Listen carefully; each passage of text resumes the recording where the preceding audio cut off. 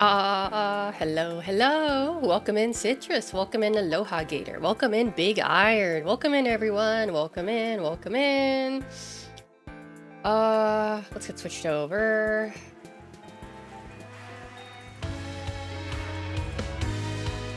There we go. Okay. The chat box is working today. I don't know why it wasn't working on Thursday, but the chat box is working today for some reason. Also, the music is still really loud, and I don't know why.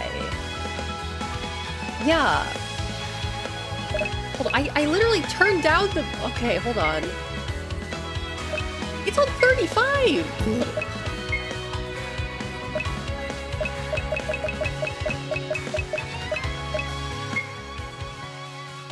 Okay, that's better. Good lord. Okay, let's turn this down too.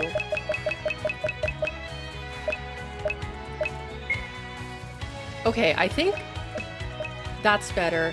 Yeah, I don't know why. This is on my Switch, by the way.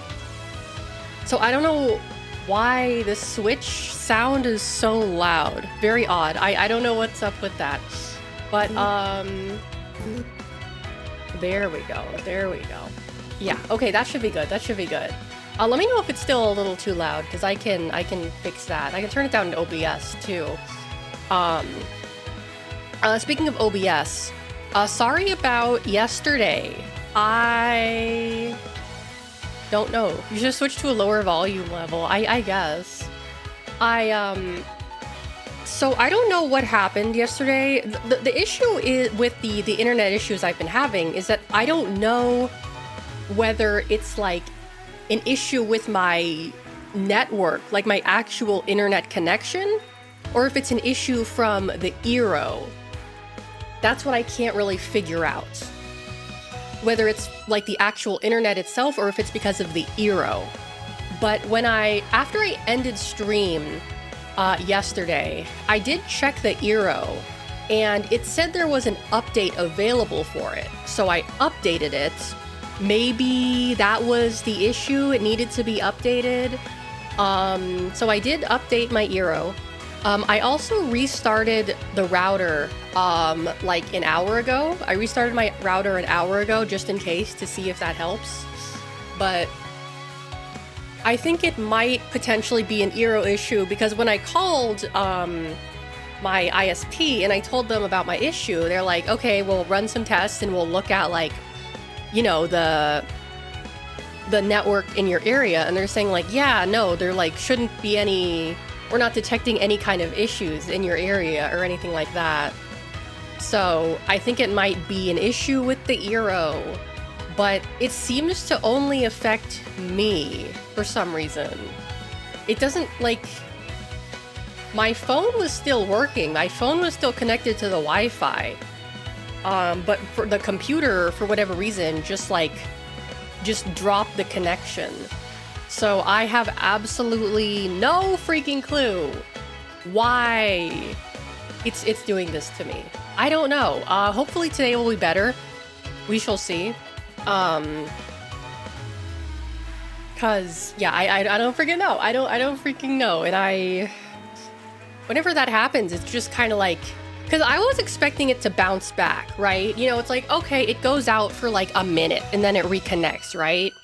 But last night, it was like 5 minutes and it didn't reconnect at all.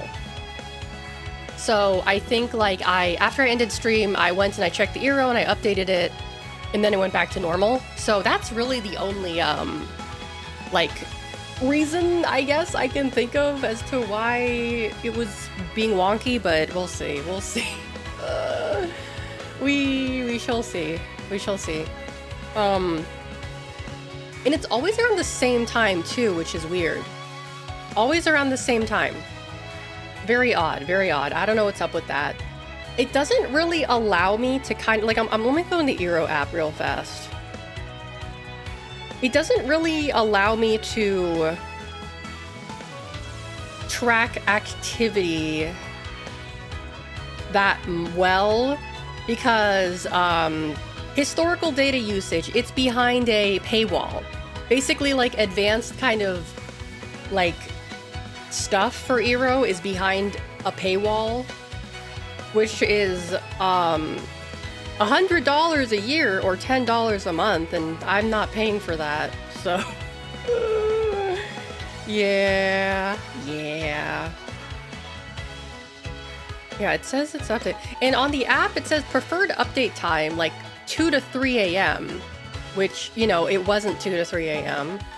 So, yeah, I don't know what's up with that. I don't know what's up with that.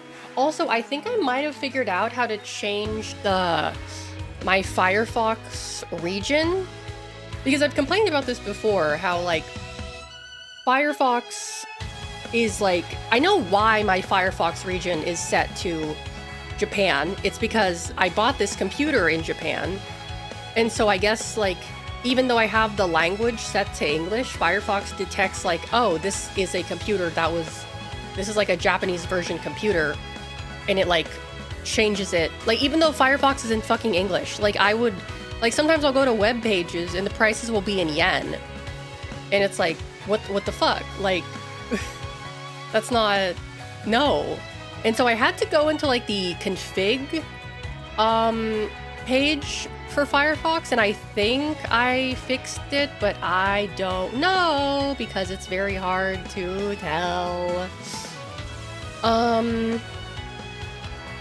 What else? Melly, hello. Welcome in. Welcome. Ugh, I'm kind of feeling, like, a little icky right now because I was like, okay, I need to get, like, my calorie count up. So I poured myself a little bowl of, like, ah, crap, I just spilled it. Trader Joe's snack mix before stream. And I was like, I wasn't hungry, but I was like, well, you know, I do have to, like, start eating more. And I was, like, trying to eat it. And now I feel like,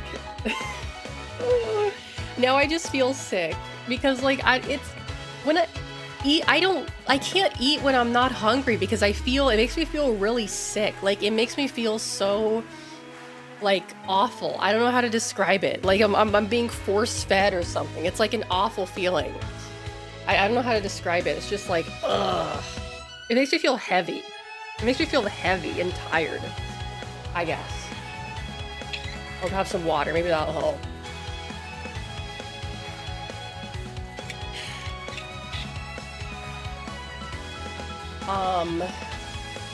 But I got all my homework done today.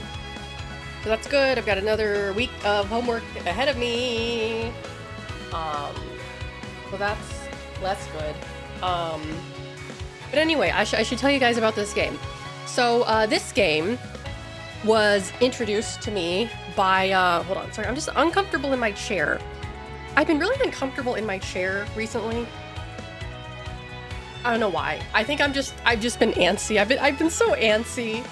I've been so antsy because I'm just, like, sitting at my desk all day. I've just been so antsy. Anyway, this game, the game that I will be playing today, is called A Murder in Buckfield. It is an RPG Maker game that is currently available on the Switch. Only on the Nintendo Switch, as far as I can tell. So the game itself is not available on the eShop. To play this game, you have to download the RPG Maker with Player. It is it's actually a demo. It's actually a demo, like a free demo. And what you can actually do, I didn't even know this was a thing, is that you can actually play games that people have made, like, on this thing. So, what does that say? Oh, okay, hold on. I have to pop this window out so I can actually see what the hell I'm doing. Windowed projector, there we go, okay. That would probably help me figure out what I'm looking at.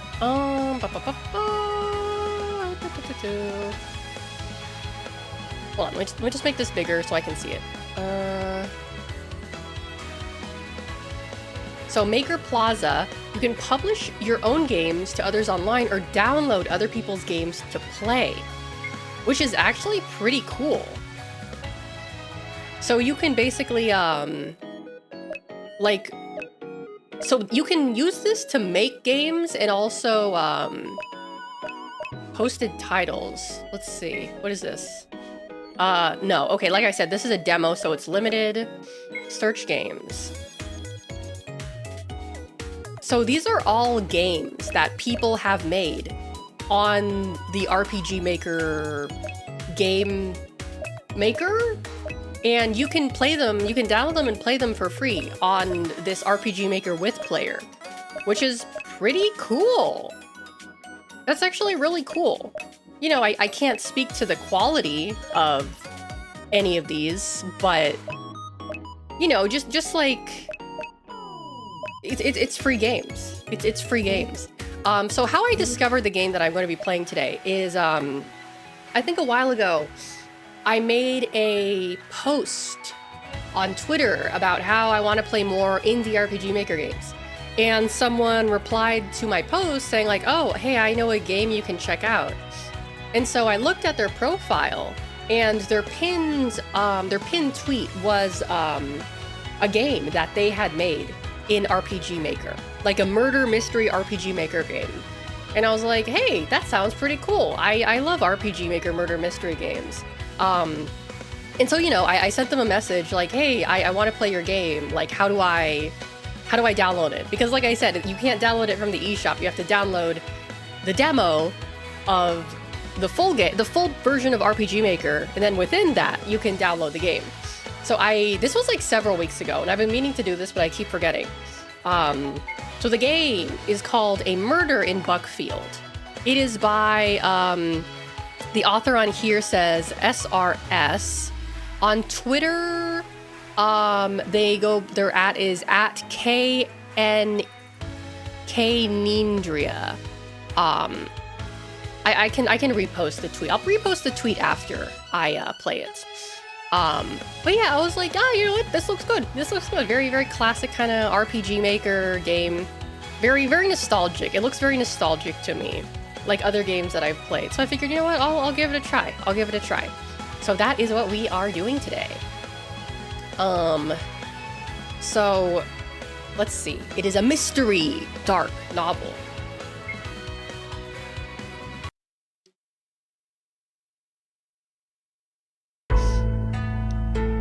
Option.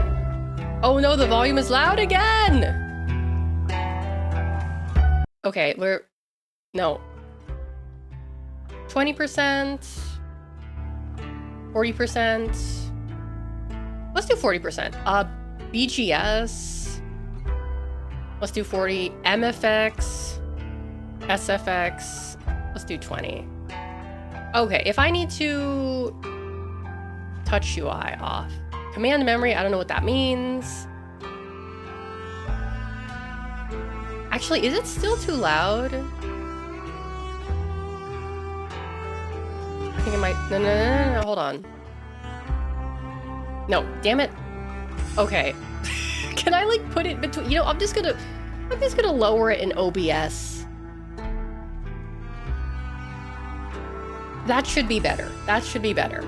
Okay. New case file.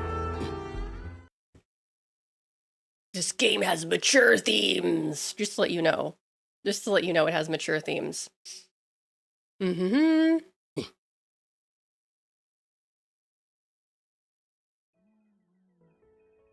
Summer Rain Studios. Oh, I didn't know there's actual studio. I better head off then. No! Remember our first assignment together? My good Christian heart can't stand such mature themes. I was fresh out of the patrol division. You were already an old timer back then.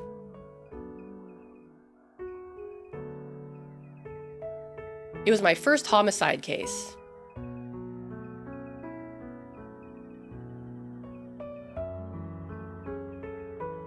It was the dog days of summer.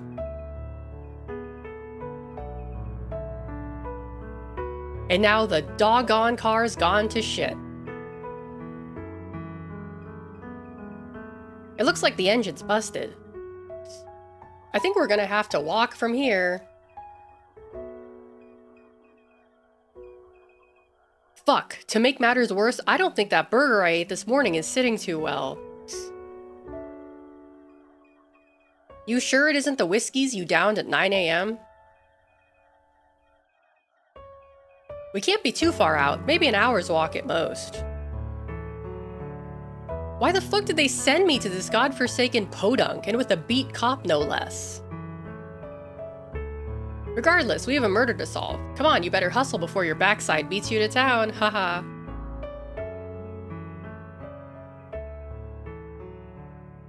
It's hard to believe that it was already 30 years ago.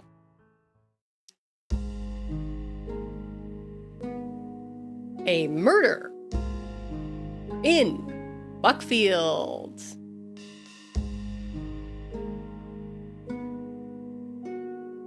$1995.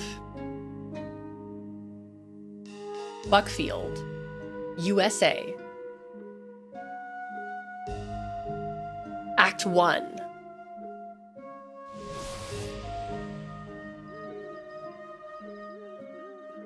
Jesus Christ, finally! I thought I was gonna shit my brains out. Shout out if you were born before the events of this game. I told you it wasn't much further. Besides, it was nice to get out of that cramped little car. You like driving it though, right? Before you know it, the Japanese are gonna rule the roads. Mark my words. One of us should probably notify the Bureau that your car is stuck in the middle of 219. Oh god. It's coming. I gotta find a bathroom, quick.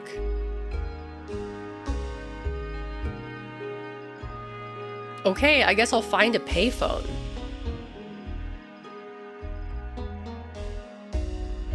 Ooh. Ooh, I hope I don't have to do any, like... There's no, like, Ao Oni-style chase scenes in this game. Because there is quite a bit of delay on the capture that I'm looking at. Guess we'll find out. It's a soda machine. It appears to only be stocked up on Coca-Cola and Moxie, your favorite. Moxie. Oh boy, are we in the fuck, what's the state where they... New England. New England is where they like Moxie, right? Karak, hello, welcome in. Are we in fucking New England? Cookie. Oh, let's get a freaking Moxie. Maine detected. Oh, is it Maine? It's like the Pacific Northeast, right? What is Moxie? I think I've talked about Moxie on stream before. It's like a soda that is/was popular in like the... Sorry, not the Pacific. The Northeast. The Northeast... United States, like New England, Maine, Rhode Island, etc. I don't actually know if they like Moxie in Rhode Island. I don't know. Really need to phone the department before I do anything else. All right, brother, let's get you your payphone.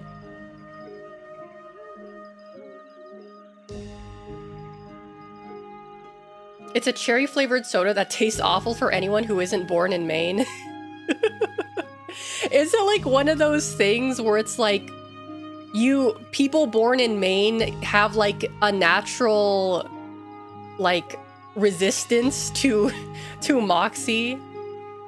You know, in the same way that like dark elves are immune to fire. Is it like that kind of thing? New England version of Malort. Oh god.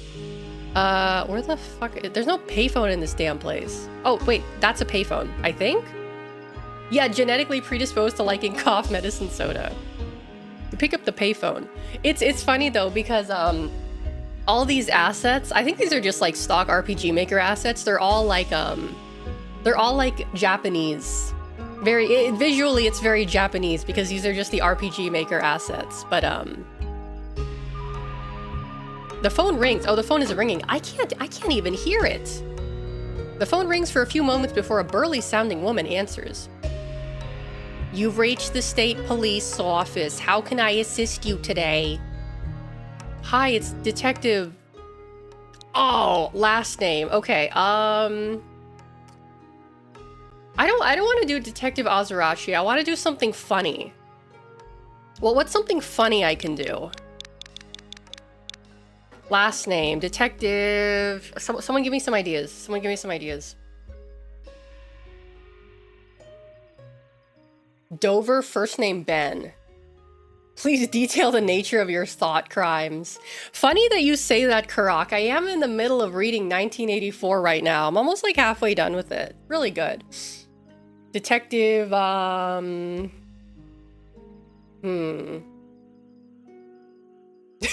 hold on. I want to try something. Is it gonna let me do this? Hold on, hold on. Is it gonna let me do this?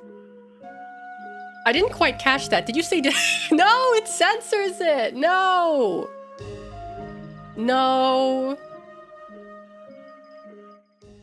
No, I'm so sad. It censors it. Aw, man. Aw, man.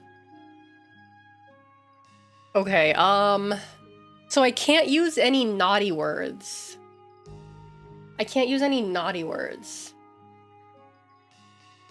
Oh, wait, Aloha Gator, hold on. Why did that get... With a K. Yeah, with a K. Okay, let's try with a K. Let's try a K.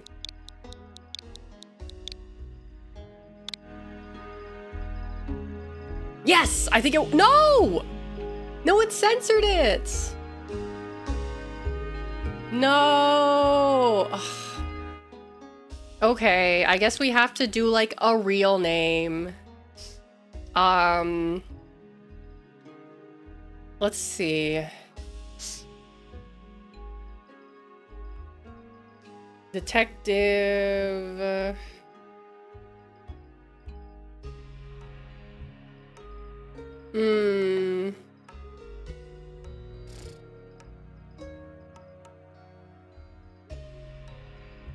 Detective... Whore.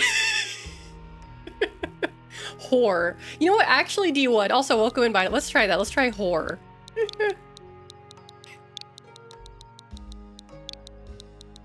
Let's try Detective Whore. Yes, Detective Whore. Okay, we're gonna be Detective Whore. Yes, I am Detective Whore. That's right. My badge number is SJ4323. You explained the situation with the car, only hearing some uh-huhs, 𝐿 and the distinct sound of her loudly chewing bubblegum. Want me to see if there's a patrol unit in your... Want me to see if there's a patrol unit in your area, sweetie?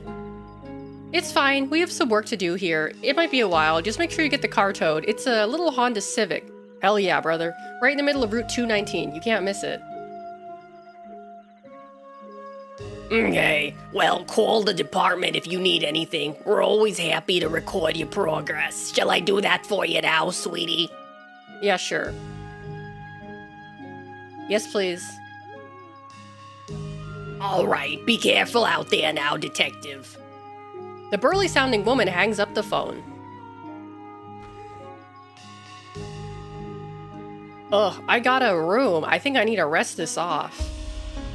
It's fine. I'll check out the crime scene, do some field interviews. You can join me when you're feeling better. I swear on Christ's mother, it's that fucking burger joint we stopped at on the way. You said you were hungry and it couldn't wait. Oh god, I think I feel another wave coming.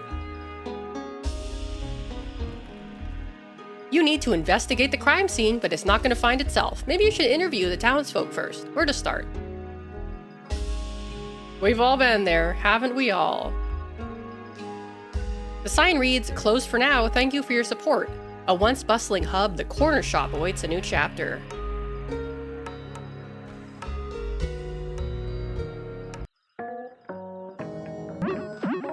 Oh, Virgil, thank you so much for the follow. Hello. Excuse me, sir, I'm investigating some recent happenings in town. Can I ask you a few questions? Who hasn't had to investigate a crime scene or two in their life? Exactly, exactly. The elderly man nods slowly, taking a deep breath. It's about the girl, poor thing. You must be a detective. What's on your mind? Detective Whore. Gary Collins. Ask about... knowledge of the victim. What do you know about the girl? He pauses, taking a moment to reflect. Saw Emily around since she was little, but didn't know her personally. Ask about... anything odd lately? Have you noticed anything odd lately? Gary furrows his brow. Yeah, there's been a drifter around. His behavior seems off. That old man, me. Ask about... press about Emily. The victim, Emily. Is there really nothing you can recall about her? Oh, you guys know each other? Cool, welcome in. Recall? I mean, nothing relevant to your case. She liked to shop for gummy bears. You narrow your eyes, fixing a steady gaze on him. Your expression hardening as you sense he's holding back. Okay, look. All I know is that her and her mother, Linda Johnson, they had some nasty arguments. One time... Oh wait, that's Gary, sorry. Okay, look, all I know is that her and her mother, Linda Johnson, they had some nasty arguments. One time I had to kick them out of the shop, but that was probably a year ago.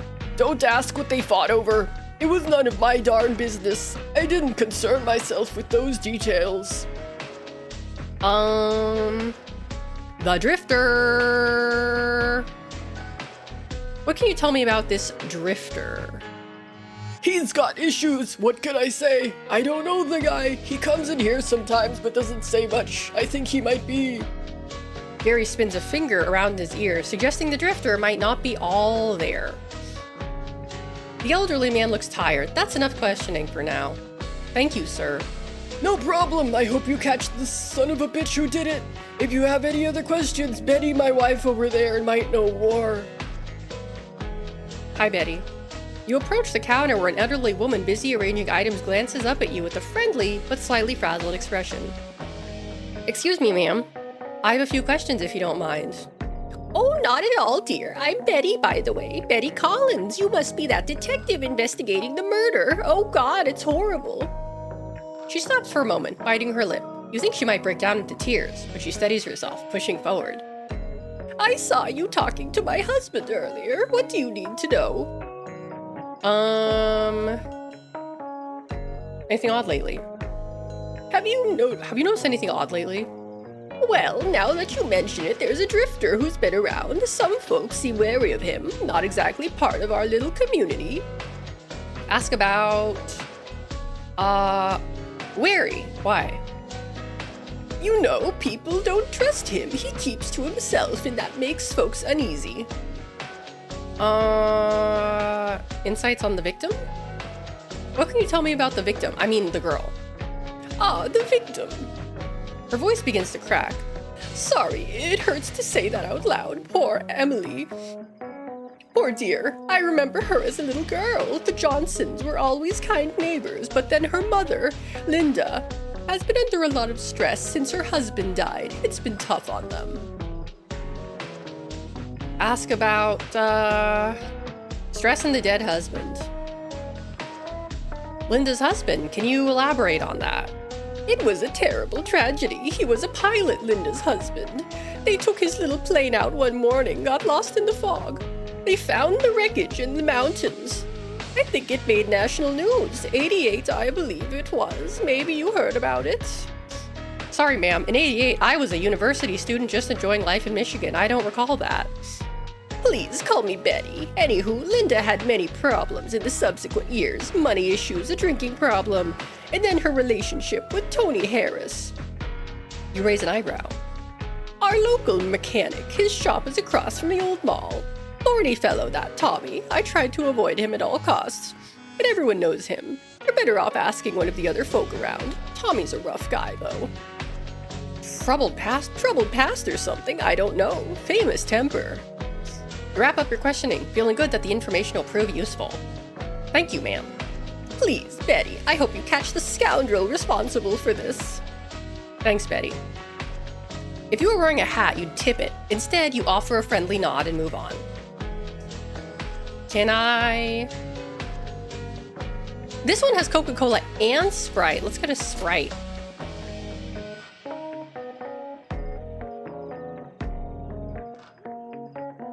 An ATM. Sodas and other beverages.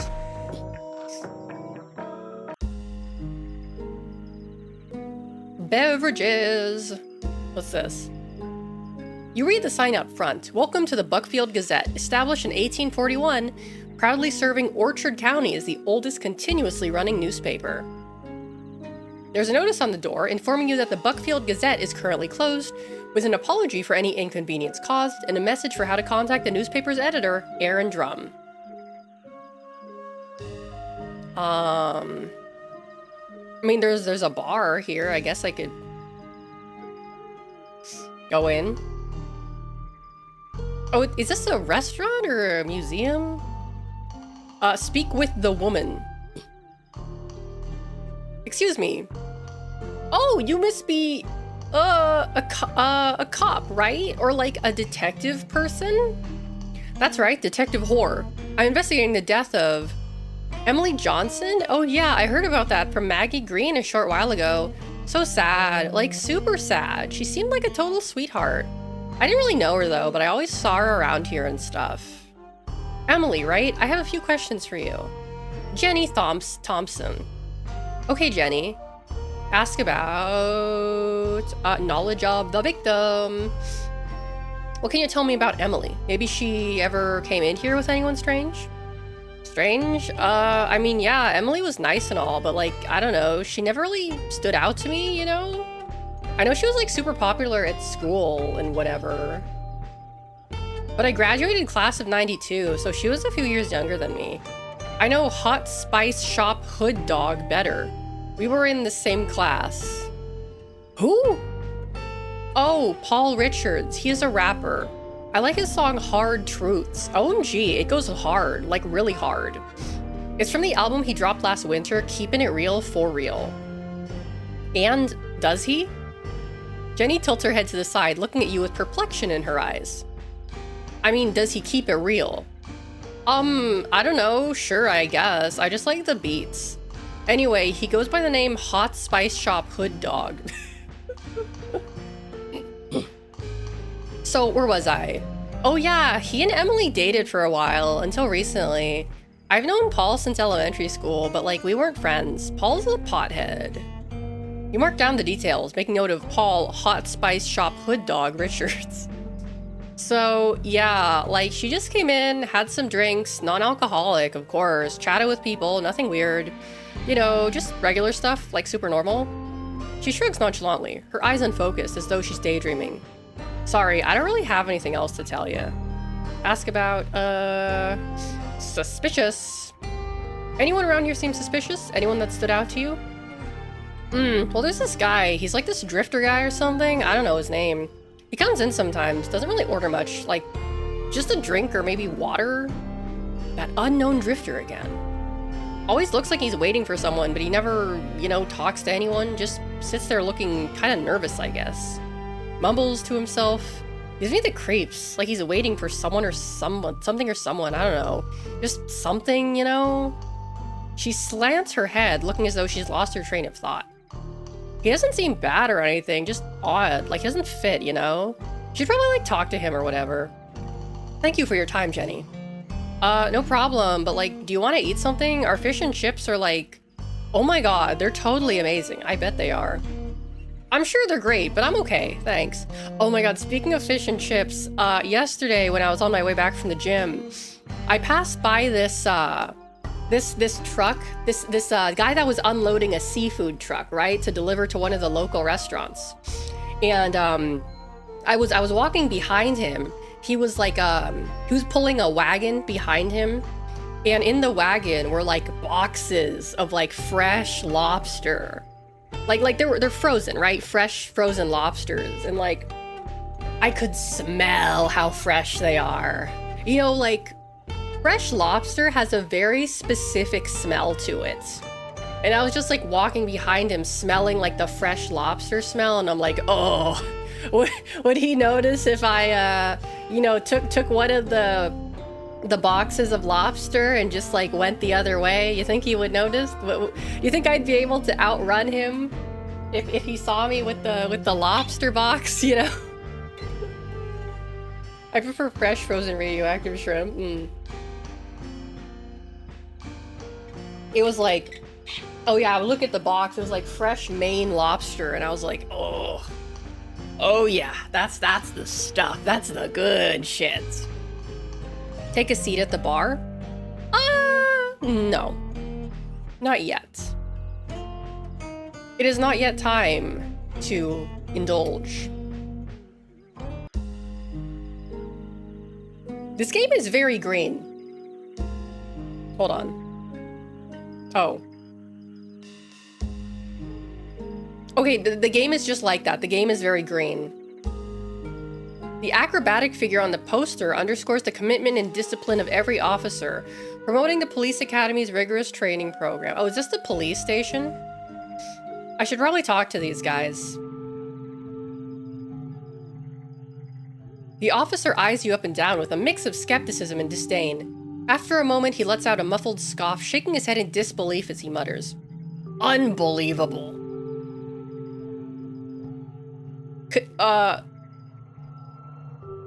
Okay, I guess, okay. Sorry. I don't know what your problem is. Why does he have a sword in his office? Anyway. As you approach the man who is clearly the town's police chief, he gives you a hesitant glance. I thought they told me they were sending Clive. You're not Clive. Indeed, I'm Detective 𝐿 with the state police. Obviously, I know who you're with. I called you guys, but why didn't they send Clive? My apologies. Frank Lawson. My apologies, Chief Lawson. Clive is with me, but he's feeling quite ill. I think he's gonna hole up over at the Moonview Motel until his sickness passes. I didn't know you and Clive went back. Oh yeah, we worked together over in Portland, patrol unit. That was a decade ago or so, at least. Before I got out of that shithole city. Anyway, Detective 𝐿, you are his partner? That's right. He sizes you up with a disconcerting eye, taking in your youthful enthusiasm. There's a moment of silence as he assesses your demeanor, weighing your potential against the weight of experience etched into his own face. He nods slightly, a blend of skepticism and curiosity flickering behind his steely gaze. We'd better not waste any more time. So, where do you want to begin? The investigation. What's the next step in the investigation? The chief straightens up, the weight of the situation's clear on his face. Investigation? We have a goddamn crime scene, officer. Officer Laura Wallace has it secured. You'll want to talk with Officer Ben Vining. He should be around. He'll take you there. Otherwise, what can I say? We have a body and not much else. That's why I called you guys. Our department isn't equipped to handle an event of this gravitas. We don't even have a holding cell here. You give a slight nod, acknowledging his frustration. Tell me about the victim. Doc, hello, I'll come in. What can you tell me about the victim? Her name is Emily Johnson, beautiful young girl. She just graduated from high school last month, in fact. She was well liked in Buckfield, very popular. She was last seen by her aunt Carol Mitchell last night at her aunt's apartment where she was staying. Her aunt says she spoke with Emily just before went to bed. His voice trails off as the chief momentarily appears visibly shaken. I'm at a loss for words, to be perfectly honest. In all my years, I've never seen something so precious discarded aside as if it were nothing more than trash. You refrain from consoling the chief, maintaining a stoic expression, understanding that some wounds run too deep for words. Ask about, the crime scene? What can you tell me about the crime scene? Her body was discovered by a jogger passing through. Multiple stab wounds. It's messy. It seems she was assaulted too. Not something you expect in a town like this. You begin to ask a follow-up, but the chief cuts you off, anticipating your next question. Laxy Lazy, welcome in. Thank you so much for the follow. Thank you. I'm no expert, but if I had to guess, Emily couldn't have been murdered more than a few hours before the jogger found her this morning. Perhaps sometime last night. Any leads? Suspects? Do you have any leads? Suspects? Not anything substantial. We're looking at a couple of names. Tommy Harris and Eddie Blake. Both make us uneasy. Probe further into... What's Tommy's connection to the victim? The chief's expression shifts slightly, the burden of Tommy's reputation evident. Ah, Tommy, our town mechanic. Good with cars, but he has a history. Served in Nam. Tough guy. Short temper, you know. He had some pretty nasty outbursts, especially towards Emily's mother, Linda Johnson. They had, or have, a thing. His relationship with Emily was rocky too. What's Tommy's status? Yeah, I was talking about earlier how it's very, like, green. Like, oh, you're right. It does, like, the Game Boy, like, the original Game Boy had, like, a green screen, right? Before, like, the SP. Yeah, I think yeah, it does actually remind me of that. Is Tommy being treated as a suspect or a witness? We've questioned him, but there's no solid cause to detain him right now. Still, his whereabouts last night or this morning are unclear.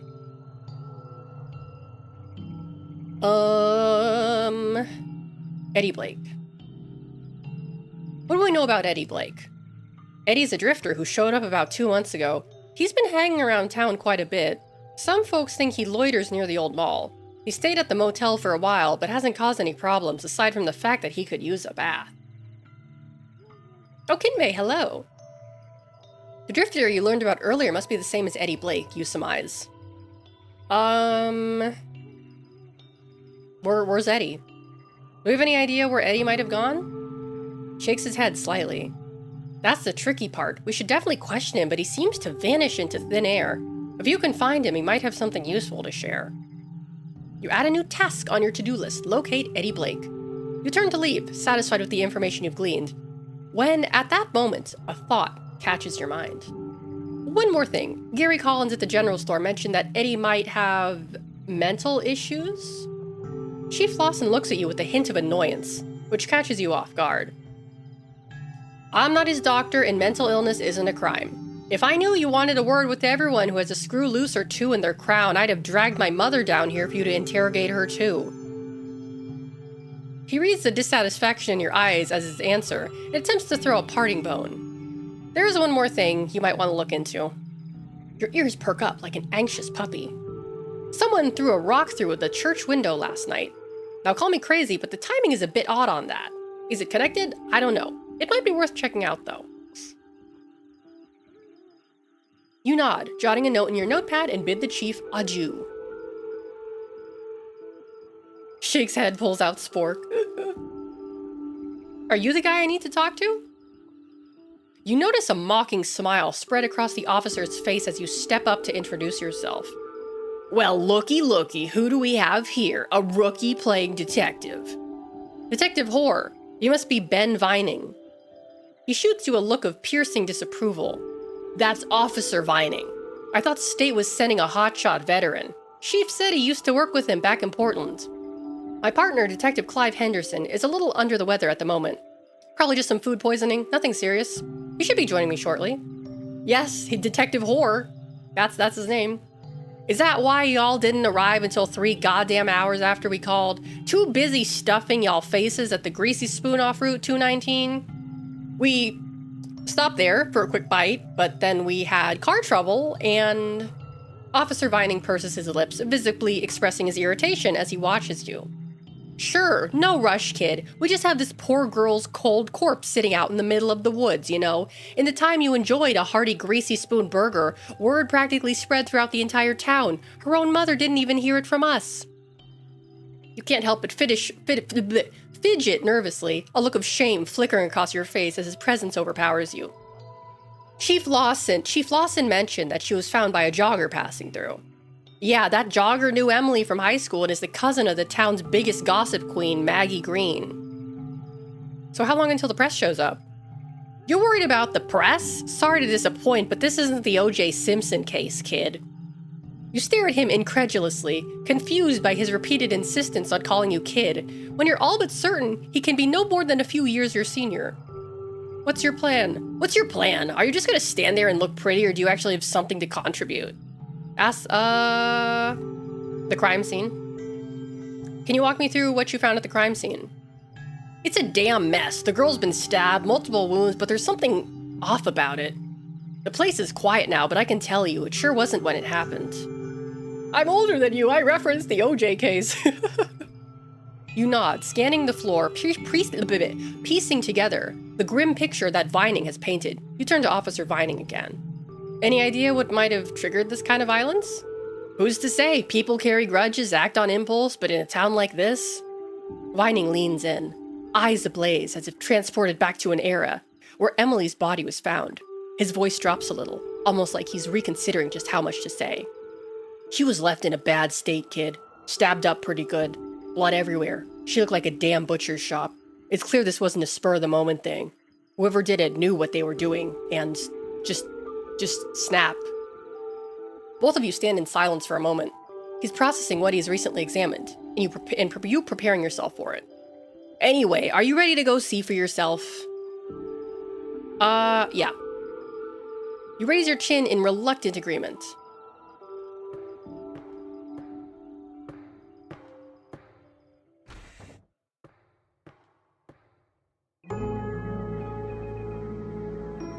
Ooh, look at this, plants. You look down in the dirt and see a set of footprints. You kneel down, carefully examining the pattern. Judging by their size, you estimate a measurement of about 10.5. Likely a male, definitely not Emily's. You'll need to make sure these get casted to preserve their depth and pattern before they degrade, and also photographed. Perhaps they can lead to a specific brand of shoe. You found a clue. Yay. Hold on. Oh, there's stuff all around. What about these? More footprints, the same size as the others, apparently from the same person. What's this? Oh, that's nothing. Oh, hold on. Oh, I guess this is the body? Standing over Emily's body, you feel a weight settle on you. Her form lies pale against the damp earth, exposed and vulnerable. This wasn't just a slaughter, it was a violation, an attempt to rob her of her dignity in her last moments. She's so young, barely out of high school, her features still softened by youth, now frozen in shock and pain. Beneath the dried blood that covers her naked figure, you notice multiple lacerations. Each wound speaks of rage, the marks slicing across her skin like dark red signatures of hatred. You sense a pattern. The way each blow seems deliberate, as if her murderer had paused, taking in the sight of his cruelty before moving on to the next stab. You kneel down, surveying the dried blood covering her left ear, torn, jagged and brutal. On the other ear, an earring remains, dark, striking, a gemstone that glints faintly in the light. The torn ear, however, is bare. The earring must have been ripped off during the struggle. You consider how she must have screamed in fear, no one around to hear her crying out in agony, begging for mercy or relief. Emily's hands are slightly curled, as if she tried to shield herself in her final moments, trying to resist, trying to survive. Her hair, now matted, frames her face in a sad, unintentional halo, and you can almost see the spirited girl she once was, laughing and alive. Steadying yourself, you know that you can't bring her peace, but you owe her justice. Every bruise, every cut will be catalogued, each a testament to what she endured. Her body holds secrets now, fragments of her last moments that only a patient eye might unravel. As you stand back, you silently promise her that this won't be the last time she's heard. This girl, this life stolen too soon, will not be forgotten. Coral Beef, hello, welcome in. You finished scribbling in your notepad. Well, look who finally decided to show up. Officer Wallace gives you a sharp once-over, her tone more urgent than annoyed. Officer Wallace, Detective Hoare, State Police, Homicide Division. Right, and where's Detective Henderson? He's around, but currently a bit under the weather. Her eyes trace you up and down. Then she jerks her head towards Emily.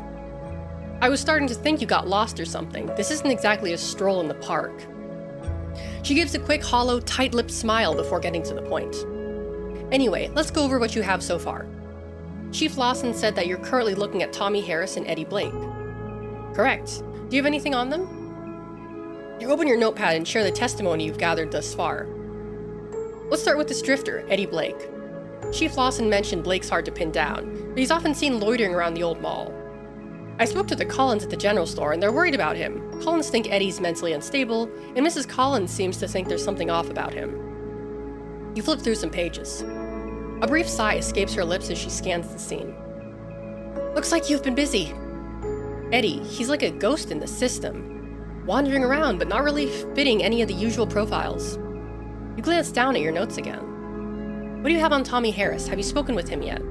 Not yet. As you already know, Harris got a history. His relationship with Miss Johnson and Emily, whatever's going on with him, we're gonna need to get every scrap of info. She tilts her head, signaling her agreement. That's right.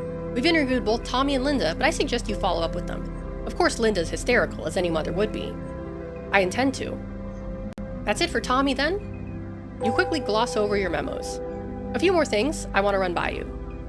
Do you think Richards could be responsible for Emily's murder? Look, Paul's a troublemaker, no doubt about it, but do I really think he's got it in him to do something like this? Sure, he's petty and dumb. A pothead, according to Jenny Thompson. Yeah, well, to be honest, Detective, I don't care about that. It's 1995. Give it a few more years, and I'll bet we'll have doctors prescribing marijuana. You're taken aback by her nonchalant attitude towards the drug. This is the Northeast, after all. Not real doctors, and it's still illegal regardless. In any case, do I think Paul Richards murdered Emily? To be blunt, no. Everyone and their mother knows the punk is more bark than bite. Her arms folded across her chest, and drifting up to her chin as she stares off, she taps her finger lightly against her jaw, as though weighing the options with each small motion. We'll keep an eye on him just in case. I assume you haven't interviewed him yet either. You add an entry to interview Paul Richards. On it. So then, shall we talk about the poor girl Emily? She appears to be growing anxious or impatient or both. She twists to fix her eyes on Emily's lifeless corpse. She was brutally stabbed multiple times, her dignity robbed. Look at her. Her body still so young, so full of what could have been. It's something I can't shake. I've never seen anything like this before in Buckfield. Rescuing cats from trees, helping Miss Mitchell get back into her locked apartment. Those are my highlights from a typical month. We don't get this kind of violence around here. And Emily, poor Emily, she was different. She was beautiful. You could see that just by looking at her. Not just her looks, but the way she lit up a room. How everyone knew her. How everyone liked her. That smile, so genuine, so warm. You could feel how much she cared about people just by talking to her. Officer Wallace pauses, swallowing hard as she stares at Emily's remains. She had so much ahead of her. College, maybe travel, maybe a career. And now look at her. Naked, stabbed, a life cut short before it even had a chance to start. Her voice tightens with frustration and disbelief, and you feel as though, only now for the first time, Officer Wallace has allowed the emotions she's felt since arriving at the scene to come to the surface. You remain silent. What kind of person does that to someone like her? A girl who had everything going for her. A girl who, fucking Christ, didn't deserve this. Someone took all of that from her. I don't care who they are. They'll pay for it. We'll make sure of that. But for now, we just have to look at all this waste. What a fucking tragedy. This town didn't deserve this, and neither did she. Whoever did this, they didn't just take her life. They ripped a hole through everyone who loved her. We'll find them, Laura. For her. For all of them. To be honest, Detective, her expression hardens, lips press into a thin line, and she glares at you. The disapproval in her eyes is unmistakable. A silent critique of your inadequate efforts. It's clear whether she's questioning whether you're taking the task seriously at all. I thought you would have had more to share. Her words cut through you like, no, that's not the right metaphor to use now. Her words sting you. Well, we've got evidence to collect, so I suggest we get to it. There's something over here. Emily's clothes lie here, folded with a strange, unsettling precision. Soaked through with blood. It's hard to understand why they'd be left like this. Maybe her assailant's twisted attempt at leaving a mark. This needs careful bagging. Any fibers or DNA left behind could be crucial. You found a clue!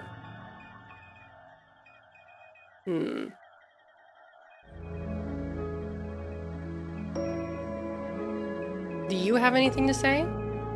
What a goddamn mess. We'll find the fucking worthless piece of shit responsible for this.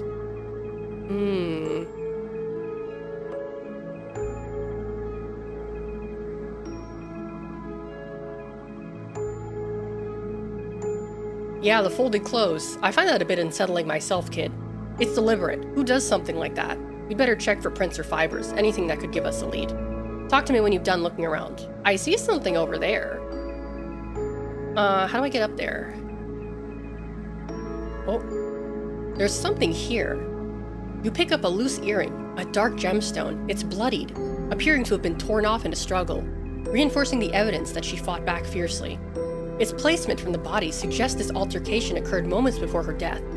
Perhaps she attempted to run, unable to escape her attacker.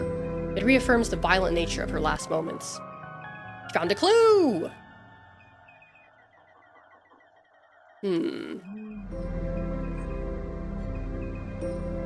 What else? That's a stump. Can't go this way. I looked at those. A rock.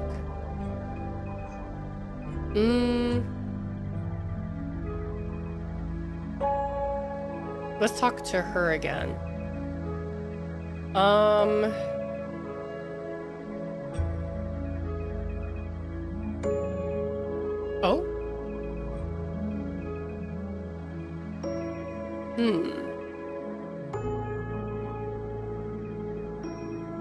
I don't, something with this tree? No. I hope this doesn't turn into Twin Peaks stuff. You can't dethrone Deadly Premonition. Tree.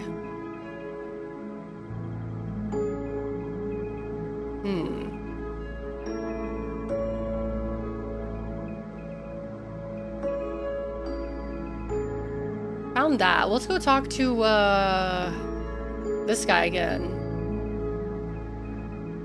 Size 10.5. That's decent size. Bigger than average.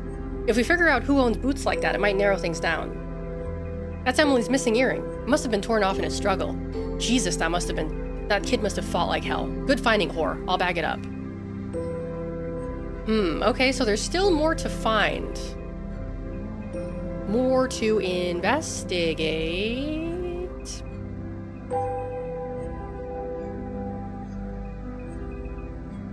I'm not sure how far out I have to go.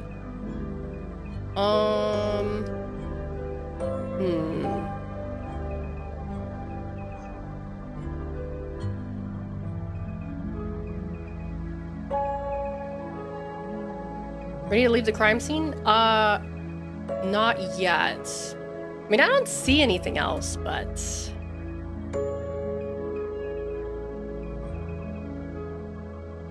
can't really go anywhere else.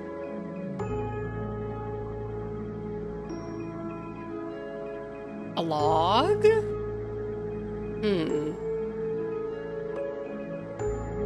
What about all the way up here?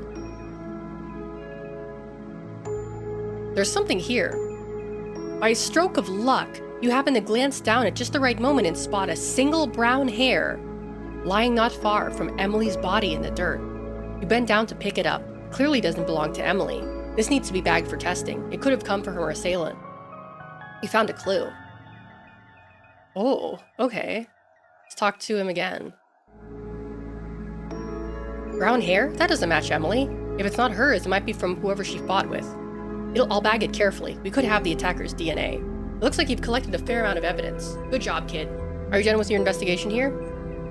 Yeah. I think that's probably it. I mean, I could be wrong. I'll take the evidence you've collected over to Augusta. Chief Lawson and Officer Wallace will transport the girl. She's going to Augusta too, isn't she? That's where the medical examiner's office is, after all. No need. Our doctor in town. Mike Daniels used to work at the medical examiner's office in Augusta before he decided that wasn't the career for him. He's got the knowledge and expertise, and by keeping her here, we'll be able to get the autopsy report quicker. That's right. I got off the phone with Dr. Daniels before I came back down here. He had to run out to Thomas College this morning. Something about his son Jeffrey getting into some troubles again. We'll be back shortly. He said he won't rest until he finishes the examination and the report. All right, it works for me, as long as you trust him to be able to handle the task. I'll speak with Miss Johnson. It's not going to be easy. Would you like us to escort you back into town? I'd appreciate that. Well, his name Jeff. Yeah, you're right. He does have that like Matrix look to him, doesn't he? Yeah, take me back to town. Why not?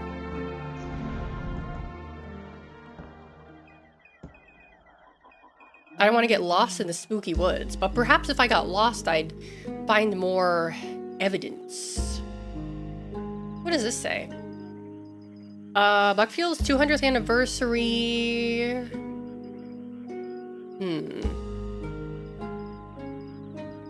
I gotta interview the guy.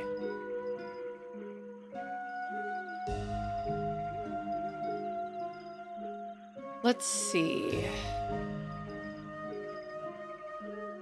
It's over here. Anything?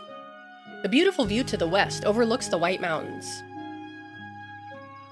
Yeah, getting lost would be pretty detrimental for a detective. I agree. Oh, this is the back door to this place. Okay. Well, it doesn't seem to be that much here.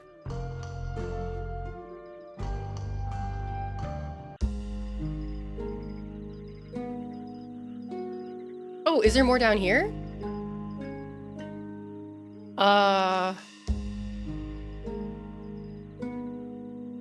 We need a crime show where the main gimmick is the detective getting lost and bubbling across clues. It'll be like a monk. Oh, I see. Oh, a lady. Hello? As you approach the woman, you note that she seems to sense your presence, rather than hear it, turning slowly to face you. Her expression is attentive yet distant, and she makes no attempt to speak. Okay.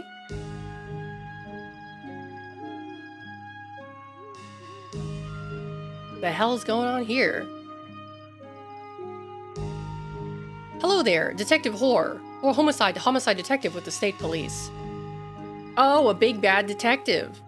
Her fingers brush through her hair as she speaks, tossing it back with a casual flick, the movement giving you a brief, tantalizing glimpse of her neck.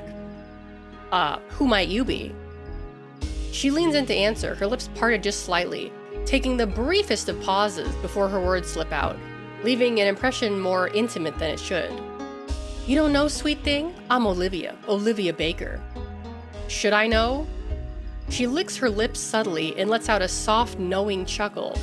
No, darling, I'm just a simple artist, but I like to think I'm a bit more captivating than that. She steps closer, a tender smile on her face, her eyes locking with yours. Oh, you see, hey, did you paint that graffiti over there? Oh, that? Yeah, I'm the culprit behind that graffiti around town. The city manager was none too pleased at first, but I think folks have come around. Gives the town a little more flavor. Wait, I'm not in any kind of trouble, am I, detective? You're not gonna have to put me in handcuffs, are you? Her eyes glint with playful challenge, and she doesn't look away as if daring you to break eye contact first. Oh no, ma'am. I mean, Olivia, actually, I wanted to tell you that it's impressive work. I like to paint with my hands, but I think I could show you how to appreciate a different kind of touch. Olivia gives a seductive wink, the movement quick but deliberate. You let out a loud cough and swiftly change the subject. Do you know the victim? She takes a deep breath before attempting to answer. Emily, she had that charm, didn't she? Couldn't help but be the center of attention, like a magnet pulling everything to her. Boys falling all over themselves for her, girls wanting to be her, a bit too perfect for me. She pauses, deep in thought, as if reassessing the characterization.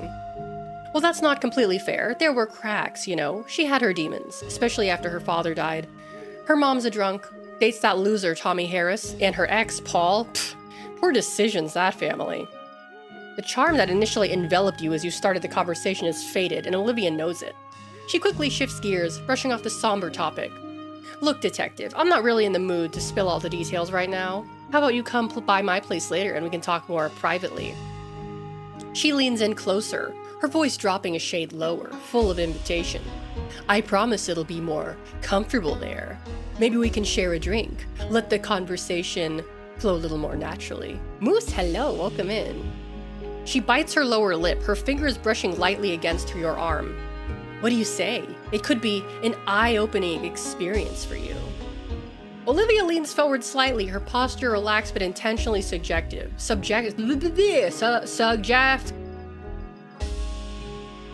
Welcome in, Cobalt. Welcome in. You pretend not to notice, insisting that you must get back to your police work, now with some genuine regret in your expression. Maybe later, Olivia. As you walk away, you notice a sudden tension where you hadn't felt it before. A strange pressure that wasn't there a moment ago.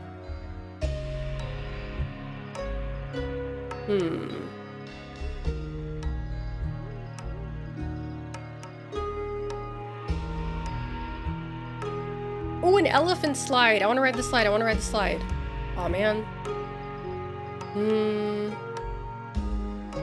This is a park.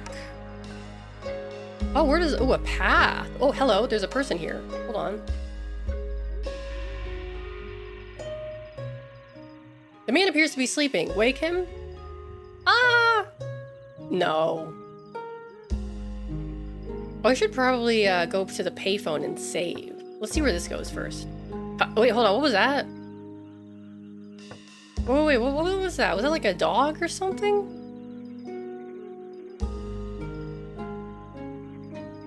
Okay, there was a creature, like a fox or a dog or something. I don't know if you guys saw it. Ah.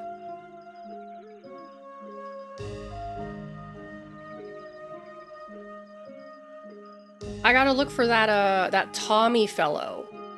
It said he's the town mechanic, so I guess I have to look for where a mechanic would live? Knock on the door? Yeah, sure.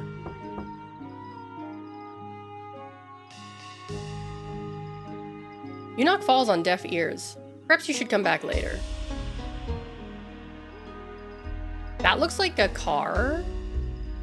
It's a nice, but you wonder why so many people are choosing imports over American cars. Maybe you should trade in your Buick, you think, only half joking. It's kind of sketchy little. Knock on the door? Yes.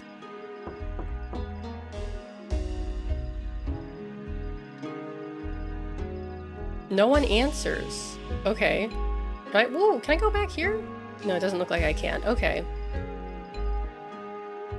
Seals enthusiast, hello, welcome in. I love seals. I am a seal. My name is Alex Ozarashi. I am a Steel Girl VTuber. Yeah.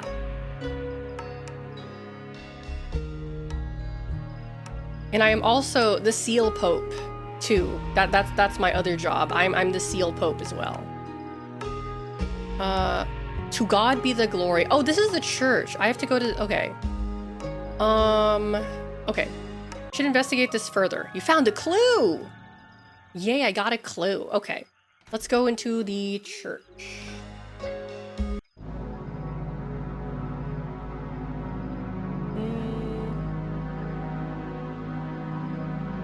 Oh my god.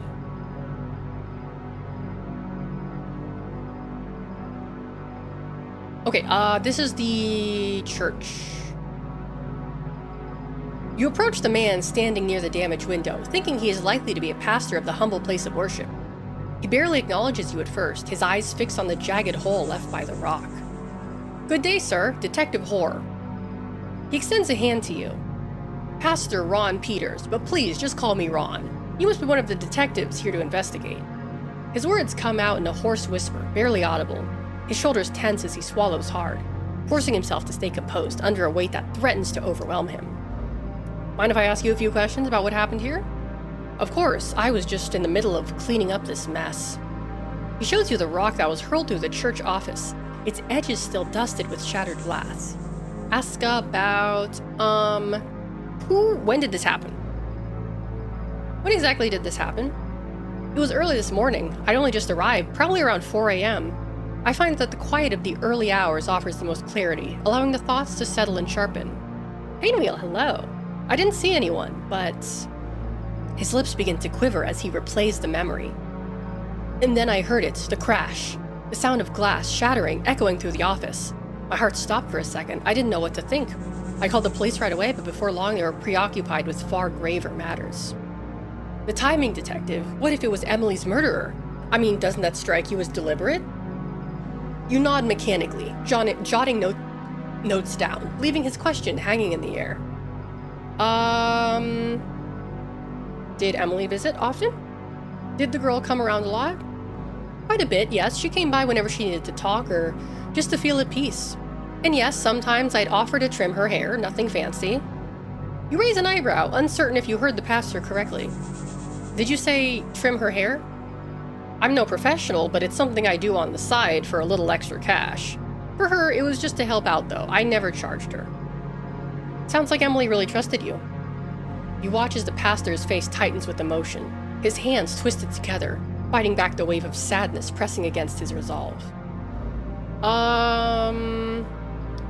Who would throw a rock? Any idea who might have thrown that rock? I take no pleasure in saying it, but I bet it's that Paul Richards. Ever since Emily started coming here more frequently, he's had a vendetta against me. This jealousy streak, you could say. She needed a place to talk. She needed guidance, but he wouldn't understand that. What do you mean by jealous streak? Well, I don't have to tell you, this is a small town detective. People talk. Like I said, Paul's got a possessive side. He didn't like that Emily came to me for support, for comfort, often because of him. And now, after what happened to her... His voice falters as another lump forms in his throat. He takes a deep breath, eyes glistening, every syllable a battle to keep from breaking down. The vandalism just feels different this time, not like Randy Cooper's statue. You look up from your notepad, your eyes nudging him to elaborate. Randy Cooper, he lives down the end of the street. A few weeks ago, the statue in front of his house showed up missing its head. We still don't know what happened to it. But you suspect Paul? I always did. I can't prove it, of course. I can't prove he threw the rock either. He averts his gaze, almost as if he's ashamed at his inability to offer you a more concrete lead. Don't worry, I'll investigate the missing statue head. Good lord, I've got so much shit on my plate. I've got the fucking murder, I've got this rock, and I've got a statue. God. He looks at you and you can see something close to awe in his eyes. It's your tenacity, right, whore? Thank you for your time, Pastor. God bless you. You see tears swelling up in his eyes as he turns to walk away. Has anyone asked the rock who would be strong enough to throw him? This is very true. So true. Where did he go? Oh, he just disappeared. Oh no, he's right here. Okay, never mind. I didn't see him there. Okay, so that's the church. Okay, nothing over here. Can't go down there. He's a priest and he rides a motorcycle? That's so fucking cool. What the hell? Ooh, a grate. Oh. An intriguing mural. Her expression is captivating and haunting. Can I go back here? Doesn't seem like there's anything back here. Time to get a motorbike of your own. Honestly, I would actually be interested in learning how to drive a motorbike more than a car. But, I mean, I've ridden on a motorbike before, and I've also almost died on a motorbike before. But that doesn't dissuade me one bit. But unfortunately, the thing about motorbikes is they don't really like protect your stuff. I mean, they don't protect you and they don't protect your stuff. But I'm more worried about my stuff than I am me. So, you know.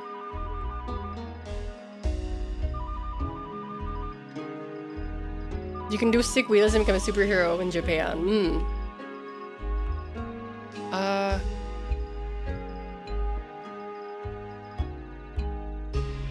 Okay, I guess I should figure out. Emmy, welcome in. What am I but my stuff? Yeah, exactly. Like, I don't care. You know, it's like if your like house is on fire, they're like, don't grab anything, just leave. No, I'm grabbing my computer, my phone, my favorite plushies, my PS5. I'm grabbing all of those. If I perish in the fire trying to grab my stuff, then oh well. Oh well. That sucks for me, I guess. I would rather die in a fire than have to, you know, buy my stuff again. I will fist fight the fire before I let them burn anything. Exactly.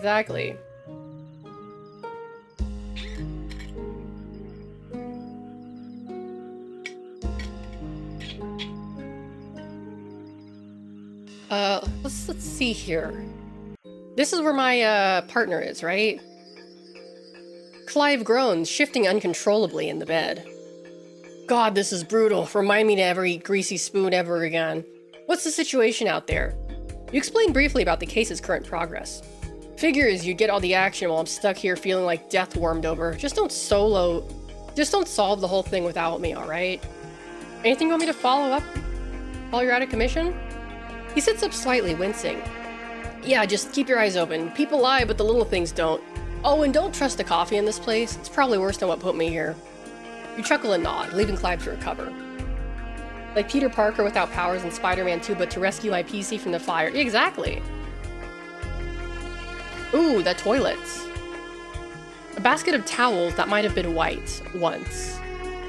A toilet, unremarkable except for the stains that never quite wash away. God only knows what Clive contributed to this unholy altar. That's a fun way of describing a toilet. An unholy altar. Okay, so this is a motel. Maybe I should talk to the person working here. Damn, this place looks like shit. Welcome to the Moonview Motel. The name's Eric Cornell. I'm the property manager.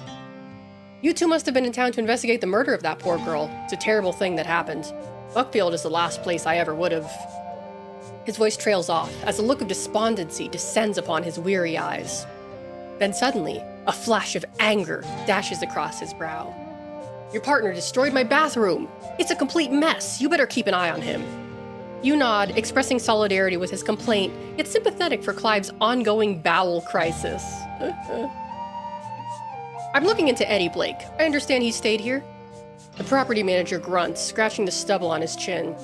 Oh, Eddie, yeah, he's been in and out for a couple of months now. Checks in, checks out.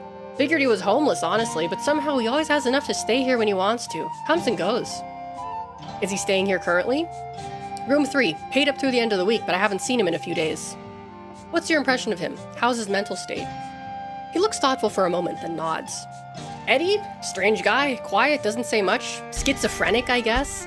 Talks to himself sometimes, gets jumpy over nothing. Hard to tell what's going on in his head. That's all for now. Thanks for your time. Room number 3.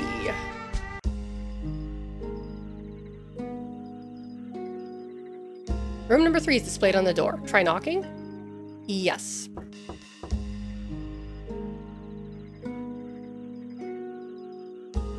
No one answers. Okay.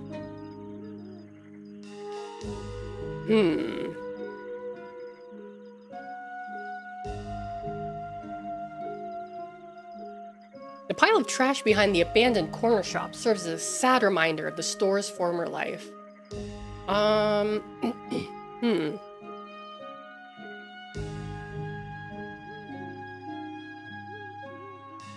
Nothing suspicious back here, as far as I can tell.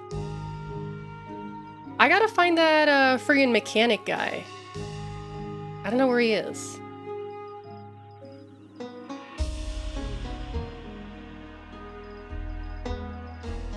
Oh, there's a bus here. Oh, that's a car, not a bus. This is a hospital? The vibrant neon sign pulsates with light, announcing that the clinic is open 7 days a week. The well-worn-out sign outside the clinic offers a reassuring message. Your health, our priority. Okay. Oh. Place is kind of weird. As you approach the reception desk, the woman glances up, her expression polite but somewhat guarded, giving nothing away at first. Hello, do you have an appointment? No. You step a little closer to the desk, lowering your voice. Actually, I'm a detective with the state police. I'm here to investigate a murder. Oh, I heard about you. You came in from Portland today, right? That's right, ma'am. My partner and I. Please, call me Lisa. My name is Lisa Hutchinson. Wait, Portland? I thought this was the Northeast. The way they were talking about Moxie, I thought this was the Northeast. I'm confused. Or is it just like they're just blending various like American places together? I don't know. Lisa Hutchinson. All right, Lisa, is Dr. Daniels in by any chance? He just returned. He had to go out to Waterville this morning. Small family issue I had to deal with. But if this is about the autopsy, he asked not to be disturbed. The Northeast, Oregon. Yeah, exactly. He specifically told me to tell you that he will be busy working on the examination and the report for the next few hours, and to ask you to come back later this evening. Understood. Thank you, Lisa. What's with this, what's with the scratch marks? A doll? A bear?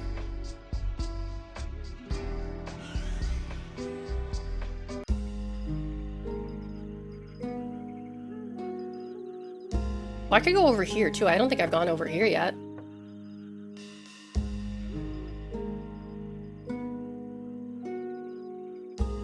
Okay, I assume that takes me to the forest. What is over here? The sign in front of the shuttered Birchwood Mall is a dull-weathered, hastily plastered notice. It reads, "Closed permanently, no trespassing." Aha, it's shuttered in 91. Okay, so it's been closed for like 5 years or so. Seems there's a Portland in Maine too. Could be there. Oh, okay.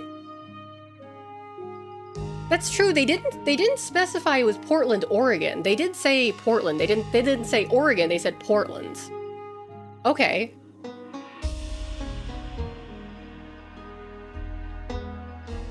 Let's see. Oh, here's the garage. Okay, I gotta talk to this fucking guy. How do I get... Okay, I have to go around.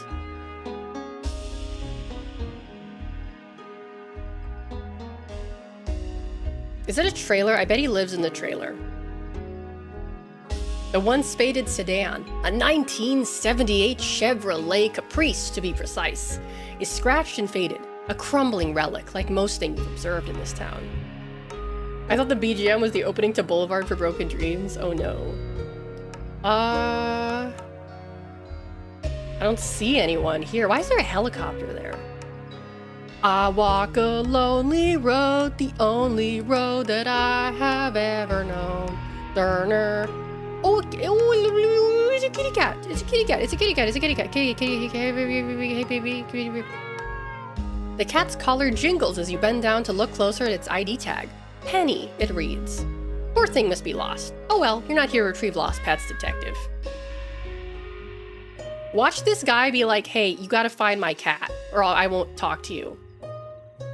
A simple nameplate on the door. Reads Johnson. Knock. Yes.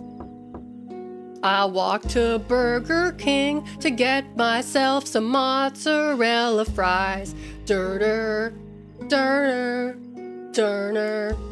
The name of Portland, Oregon was decided by coin flip. What was the other option? If it wasn't gonna be Portland, what was the other option gonna be?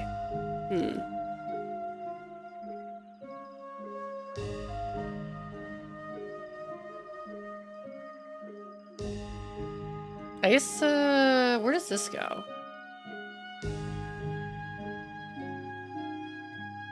Oh, okay, this leads to the forest where the crime scene is. Boston? No, it wasn't. No, it wasn't. You're fucking with me. You're fucking with me. Boston, Oregon, please. Please. There were literally two guys, one from Portland and one from Boston. You're being real. Okay. Fine, I believe. Yeah, you know, I believe you. You have more. You are more trustworthy to me than, say, Aloha Gator, who frequently gaslights me into, you know, trying to believe whatever nonsense he says in my chat. So you know what? You are more trustworthy, so I will believe you. Whereas Aloha Gator will say something like, did you know that helicopters were invented by Michael Helicopter? And I'll be like, no, they're not. And he'll be like, yeah, no, it's true, it's real. And I'll be like, wait, really? A rusty, beat-up old thing. Its paint chipped and peeling like it's seen better days, or maybe never had them. Imposing and somehow still functional. It's less of a crane and more of a silent giant standing guard over the junkyard's kingdom. That one is true, though. Yeah, and Emmy, too. Emmy also likes to do it.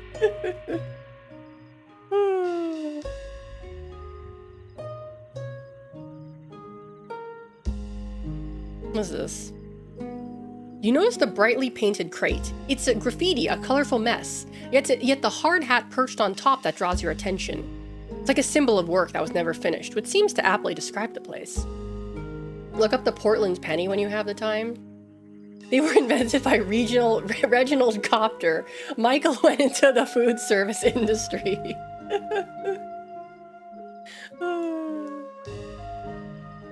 All right, there's like no one around. Like I'm supposed to like interview all these people and I can't find them anywhere.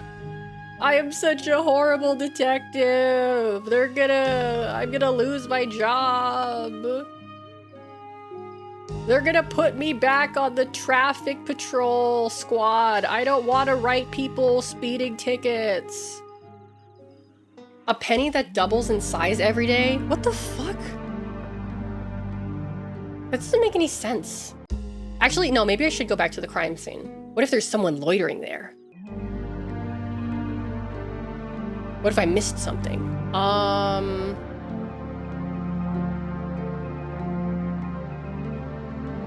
Well, I certainly don't see anything out of place.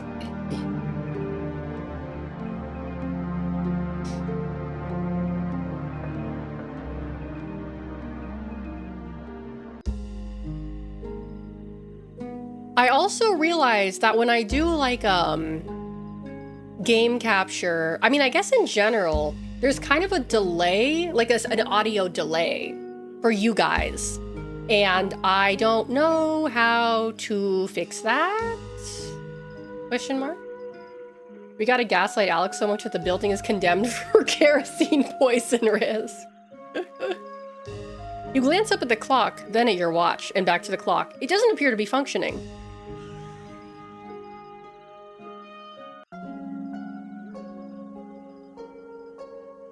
Hello there, I was hoping to speak with Maggie Green. She fills in her name with a smile that's equal parts professional and intrigued. And you must be this legendary detective I've been hearing about. Oh, I would hardly say legendary, but wait, you heard about me? Oh yes, I've heard all about you, Detective Henderson, that you've gained quite a reputation for yourself over in Portland. Oh, Azlaria, thank you.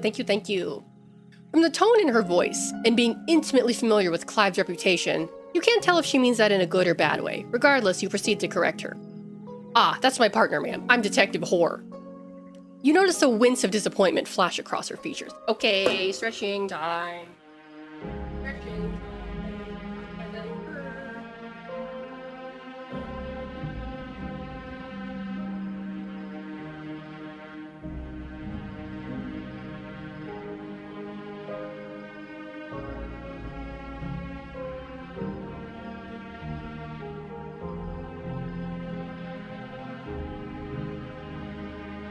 One leg.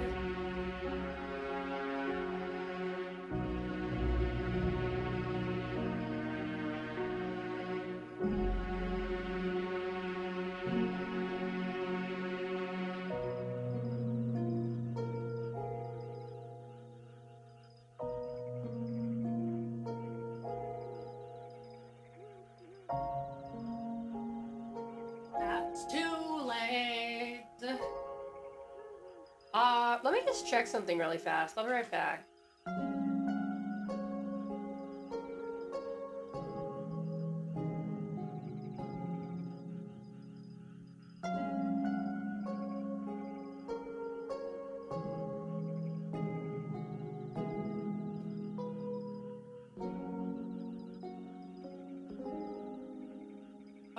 Wait, actually, what time is it?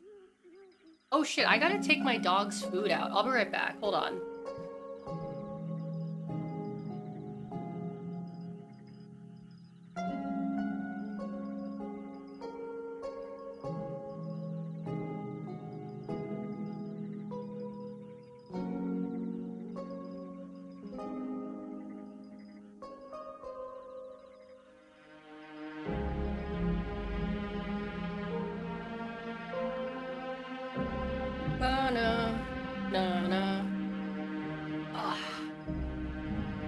Yeah, Detective Whore. That's our name, Detective Whore.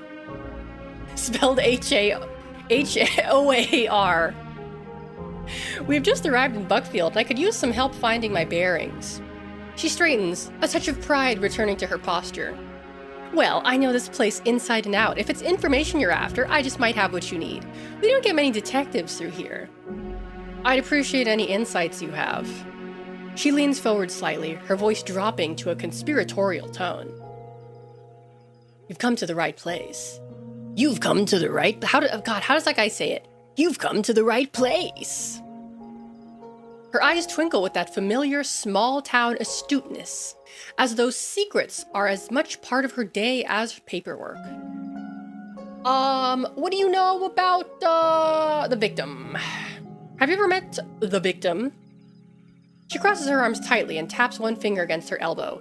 Her eyes flicker back and forth, clearly unsettled by the news, yet trying to keep her composure, determined to share what details she has. Ah, Emily. Emily Johnson is her name. I didn't know her personally, but in a town this small, you bump into everyone you know. And then, she was well regarded, always in a group, and had plenty of friends and admirers. Hard not to notice her. My cousin, he went to high school with Emily, and he was the one who found her body. Can you believe it? Brutally stabbed, poor girl, right behind that old mall. Take note of Maggie's familiarity with the details around Emily's murder.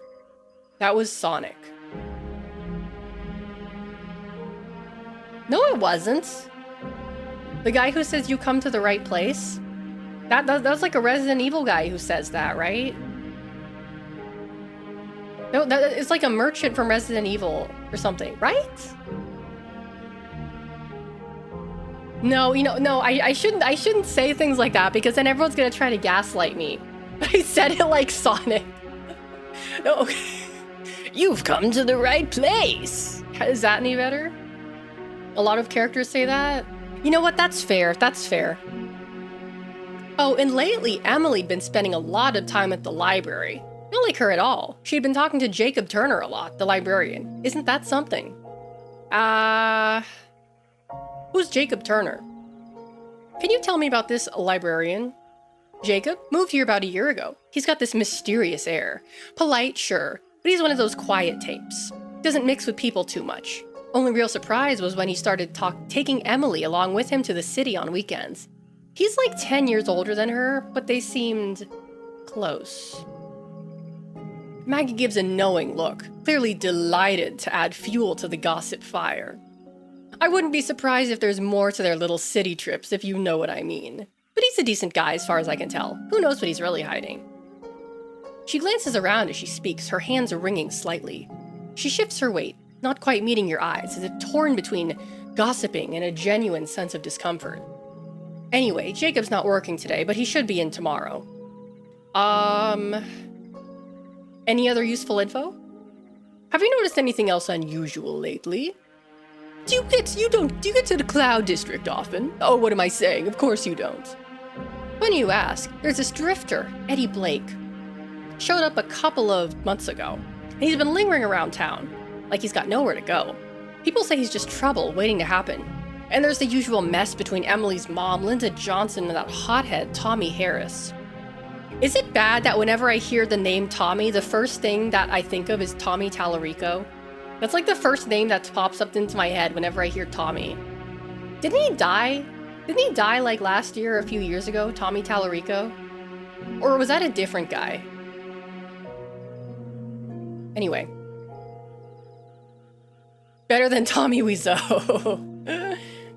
No, we all wish he did. Wait, then who's the guy that died?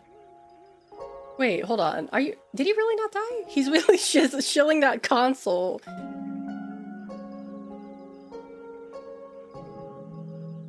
Oh, he's still alive. Wait, why did I think he died?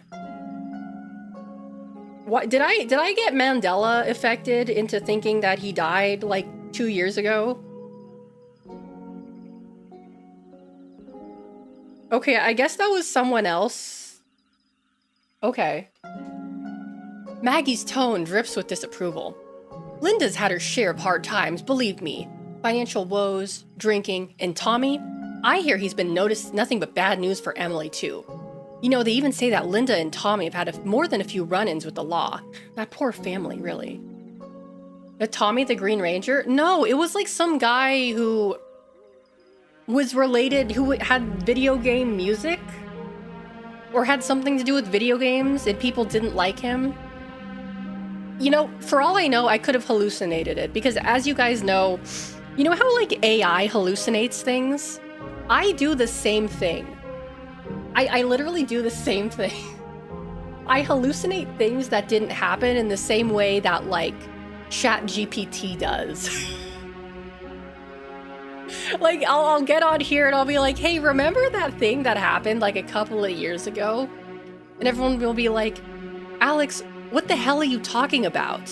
And I'm like, what do you mean you don't know what I'm talking about? The guy who did the thing. And they're like, no, what do you mean? Yeah, I think I must be living in a parallel universe or something. Who's the person who died last year checks notes about a couple million? Yeah. I think somehow like I hear some kind of information, like I read some kind of like news headline. And like it gets like altered in my brain. First she's been playing a different version of Metal Gear Solid 3 and now this. Yeah, I guess I hallucinated the death of Tommy Tallarico. Oh well.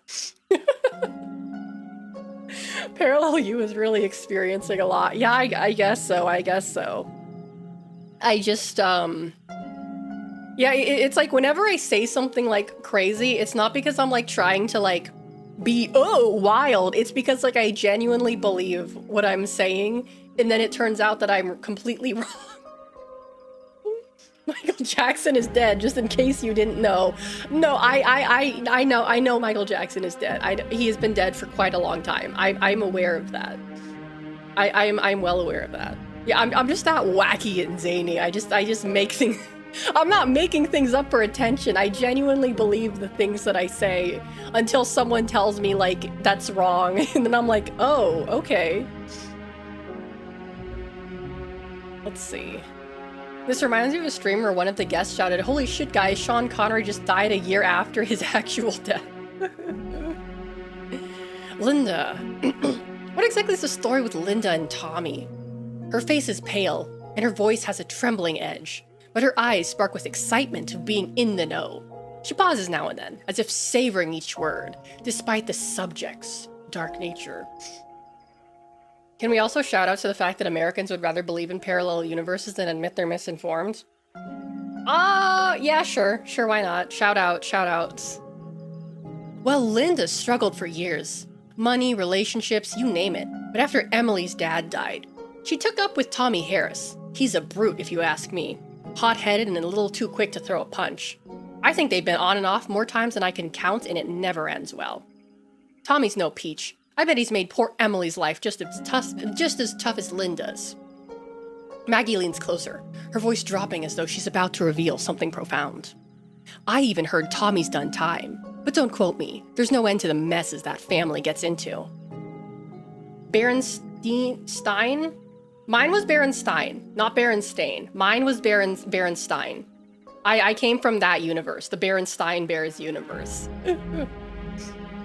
You move past the hearsay and press further about Emily's deceased father. You said Emily's father died. What happened? Oh, that's another tragedy in the family. About 6 or 7 years ago, I think it was her dad, who was a pilot. Crashed a small passenger plane into the White Mountains. Pilot error. Of course he died, along with 2 others. Pretty sure it made national news. Poor day. You absorb her words intently, penciling her testimony into her notepad. Thank you. I'm sure it's not easy to talk about this stuff. Oh, I didn't know Mr. Johnson like that. And I was away at college at the time, studying botany. You see how that turned out. She wears a wistful smile, yet behind her polite demeanor, you sense a shadow of regret. As though the years slipped by without quite going as she'd hoped, leaving her anchored in Buckfield, with stories but no real legacy of her own. After pressing her several questions, Maggie glances at the growing pile of papers behind her desk and gives a sigh. Look, I'd love to help more, but I'm swamped here. If you're looking for the juicy details, you might want to go talk to some of the people yourself. Thank you for your time. As you turn to leave, Maggie can't help but add one more tidbit. Something about a town scandal involving a certain David Firkins that's too bizarre to be true. You make a mental note to take her stories with a grain of salt. If parallel universes aren't real, why can I compete watch for rolling rocks in 0.5A presses? What is watch for rolling rocks? Watch for rolling rocks? Is that a game? Where you watch for rolling rocks? Oh, by the way, the city manager isn't here today. If you're planning to go upstairs, you won't be able to. Sorry, hun. Super Mario 64 level? Oh, you're right. Oh, that was, okay, I remember that level. I remember that level. 0.5A presses is a Mario speedrun thing? Okay. Okay, yeah, now my memory has been jogged. Is it sad my first thought was the angry video game nerd? I guess I'll go to the bar.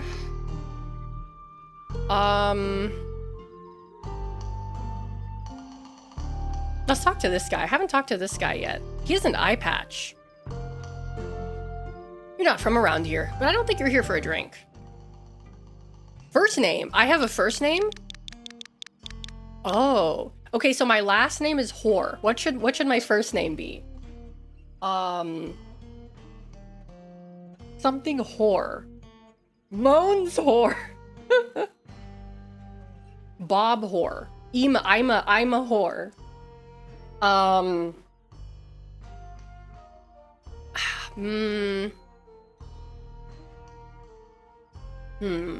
No, I want it to be like a normal name. Yora. Oh, that's a good one, 𝐿. Yora, that's a good one. That's a real good one. Oh. Oh, no, god damn it. No. Yora. Okay, hold on. Someone just messaged me. Oh, okay. Yora gay? No, Yora whore.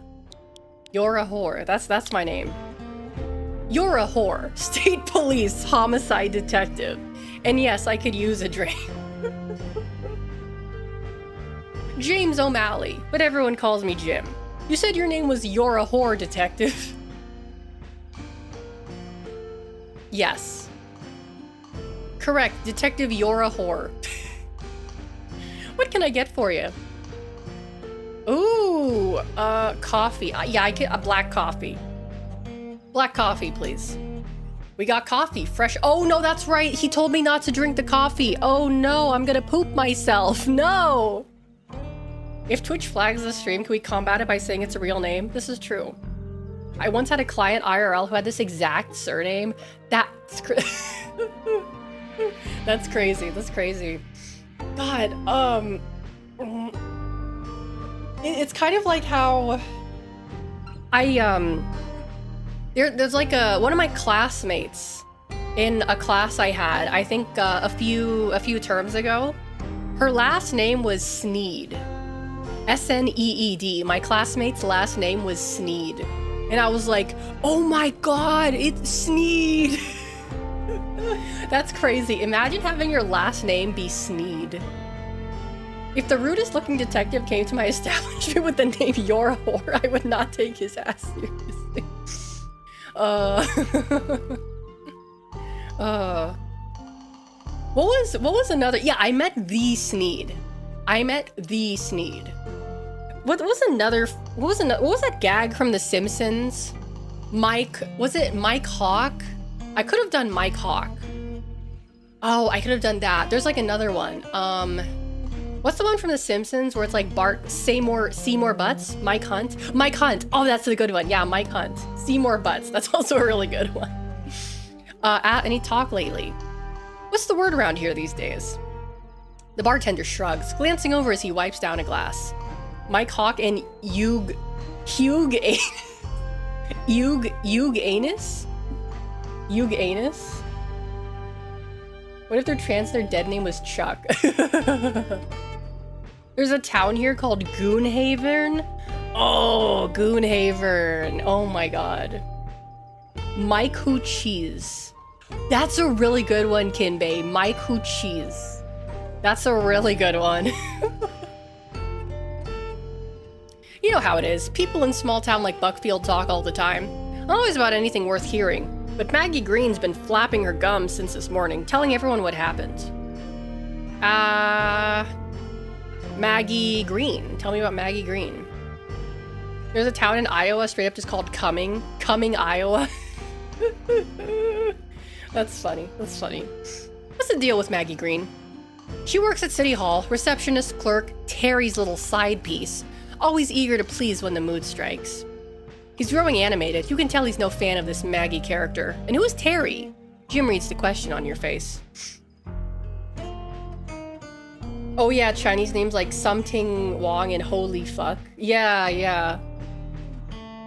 Sorry, Terry Jones is the city manager. Sometimes he's around, not often, but anyway, where was I? Oh, RNG Smiles, thank you for 9 months. Oh my goodness, yeah, where did the time go? Wow, thank you for 9 months, thank you. Maggie's been gossiping. Oh right, yeah, she's been making the rounds this morning, telling everyone her cousin's the one who found Emily out in the woods behind the old mall. The jogger that Chief Lawson mentioned earlier.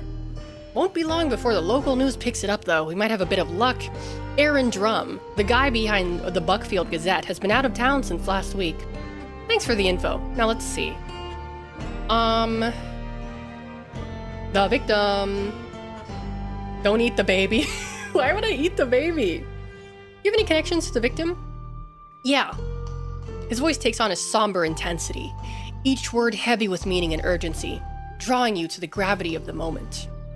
Emily Johnson was a regular here. She'd come in with her best friend, Sarah Foster, and her boyfriend, Paul Richards. Though they broke things off a month ago or so. She always drew attention, not always the kind you'd want. Real shame about her. The pain in his expression deepens, making it clear that recalling these moments is a struggle. Sarah and Paul. What's the story with Sarah and Paul? Sarah's just your typical small-town girl. Bit of a rebellious streak, perhaps. Always got her nose in a book or a grunge album. I don't know. Here's a photo of her. Jim pulls a worn Polaroid from beneath the bar. Its edges frayed.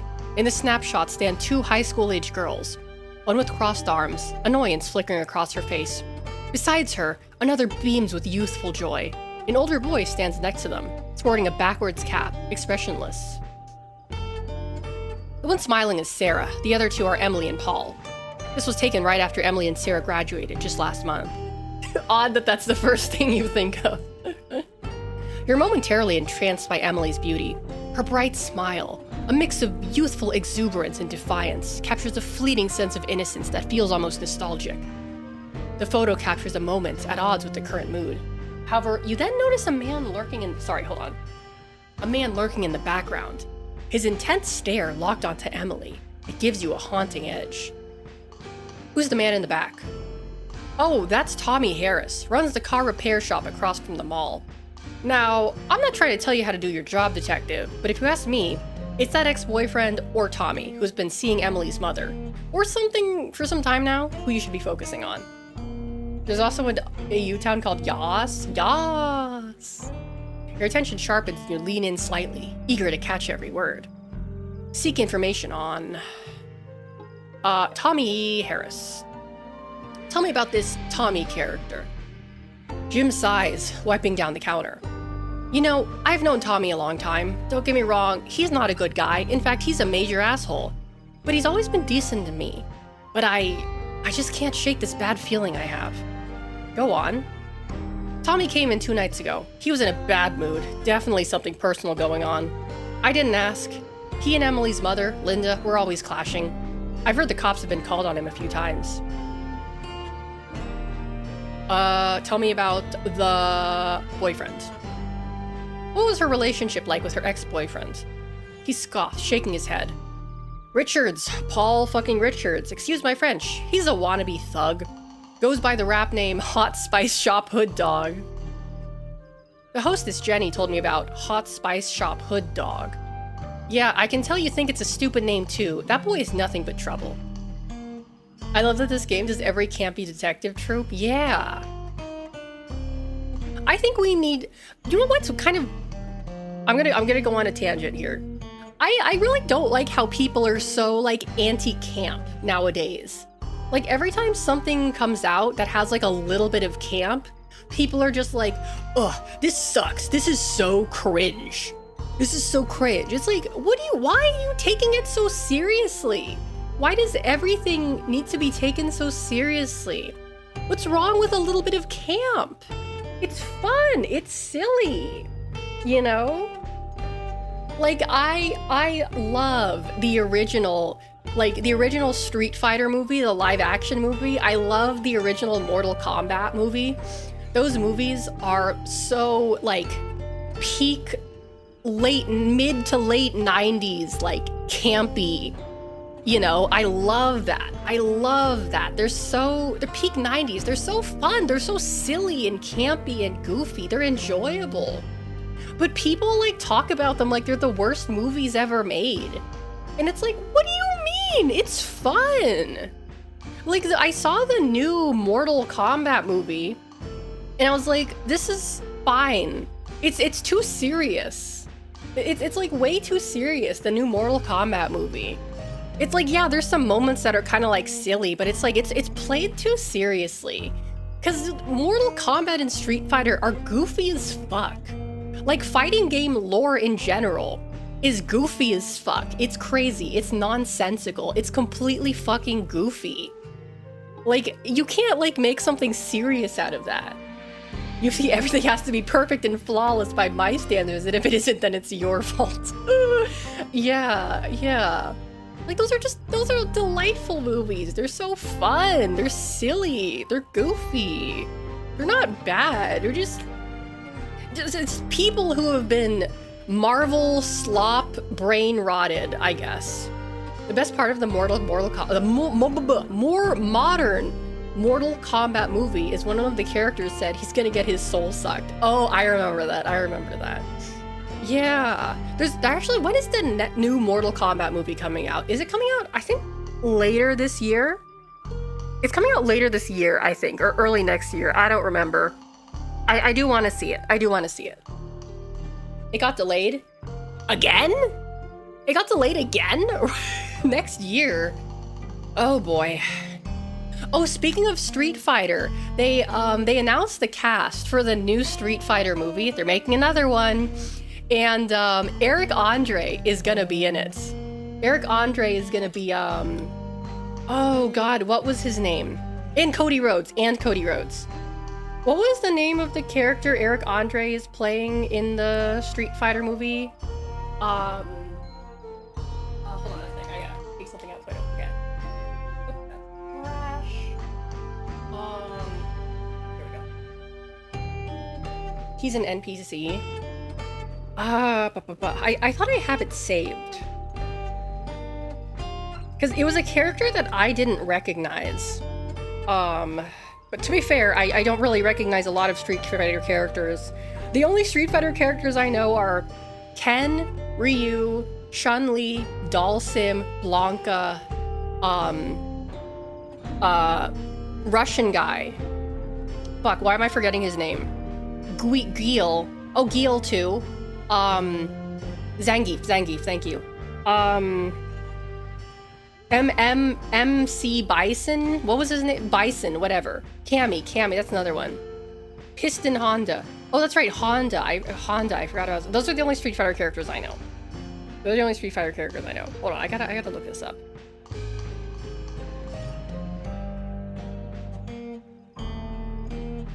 Sagat. I forget what Sagat looks like.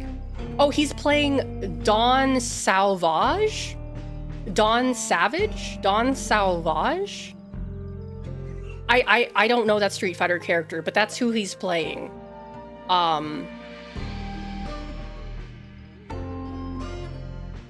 I wonder if they're gonna make him bulk up for his role, because Eric Andre has done this thing throughout his career where he'll get really fat and then he'll like lose all the weight, and then I think for the last season of the Eric Andre show he got super shredded and then he like gained weight again.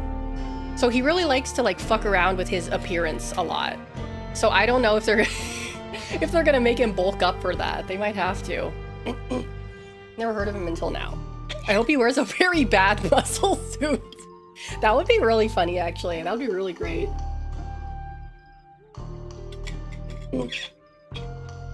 I'm not afraid to say I like the Doom movie starring The Rock. It's some good B-movie slop. I think I tried watching the Doom movie. Actually, no, I did watch it. I'm pretty sure I did watch the Doom movie with The Rock, but I don't remember a single thing that happened in that movie. I legitimately don't even remember what the demons looked like in that movie. I remember watching it. I remember turning it on and being like, okay, this is kind of weird. And everything is like gone from my memory. I don't remember a single thing about that movie. What if it's the entire movie's a big episode of the Eric Andre show with interviews of the characters? That would be awesome, actually. That would be awesome. That would be so cool.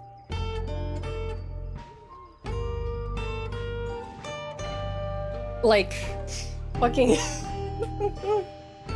I don't know, who would be funny to... Which Street Fighter character would you want to see on the Eric Andre show?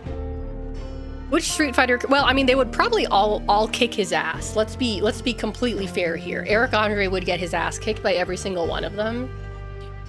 But, who would be the funniest to have on the Eric Andre show?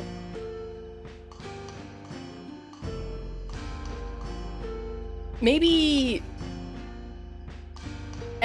Bison? I don't know. Let's see. Okay, what haven't I asked? Paul. Let's get back to Paul. Paul is the jealous type. He was always making Emily cry. When she broke it off with him, I think he started stalking her. But, you know, I just hear things. I'm not really in their business like that. Well, in these kinds of cases, it usually is someone the victim is close with. Lover, spouse, that sort of thing. That was a little cocksucker. Was Tommy alone? Any remaining lightness on Jim's face dissipates as he gives an affirmative nod, his expression serious. Yeah, he was alone. Sat over there, brooding, like he was carrying a lot on his mind. I didn't think much of it at the time, though. It felt strange, even for Tommy. This morning when I heard the news, it was the first thing I thought of him being here like that the other night. I don't know what to make of it. Neither do I, Jim, but I intend to find out. Sensing that you've exhausted all of the bartender's emotional bandwidth, you take one final gulp of your drink and thank him for his time. Happy to be of service, Detective. Come back anytime. The Dancing Damsel is open 10 a.m. to midnight, 7 days a week. Our monthly special, spicy shrimp tacos, are really fantastic right now. Sure, Jim. Maybe I'll try them before I leave. By the way, that photo you showed me earlier, may I take it? You know, police business. I gotta sneeze.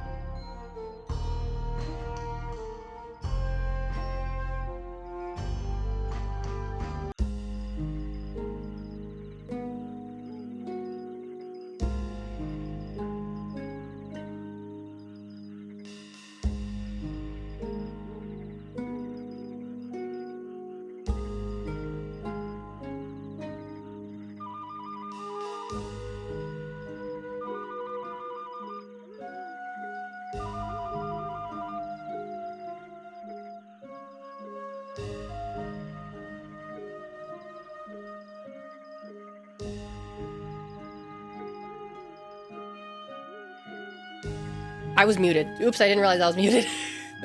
Okay, I'm gonna switch over to the BRB.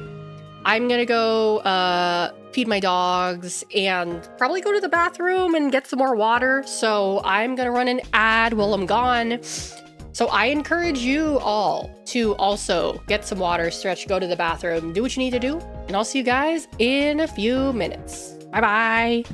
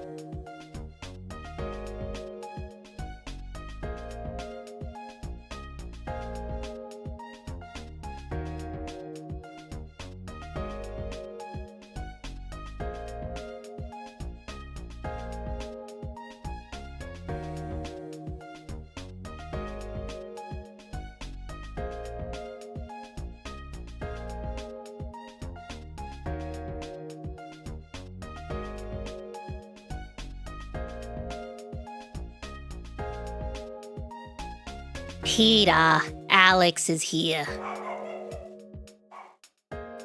Okay, I guess someone is... Okay. God damn it, hold on.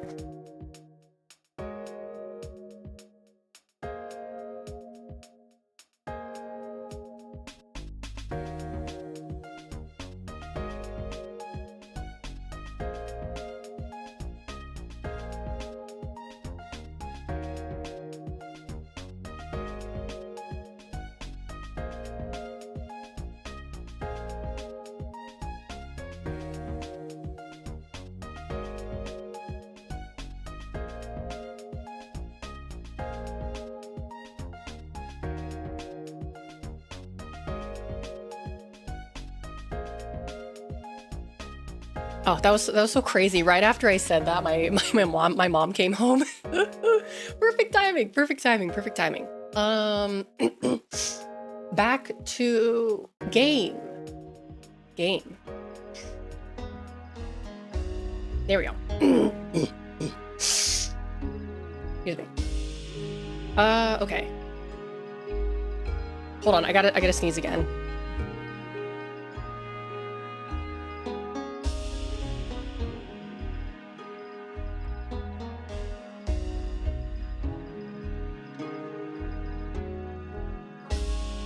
Never mind, I don't have to sneeze. Okay. Sneeze didn't go through. That's fine. Ugh, I hate it when that happens. What happens if we go over here?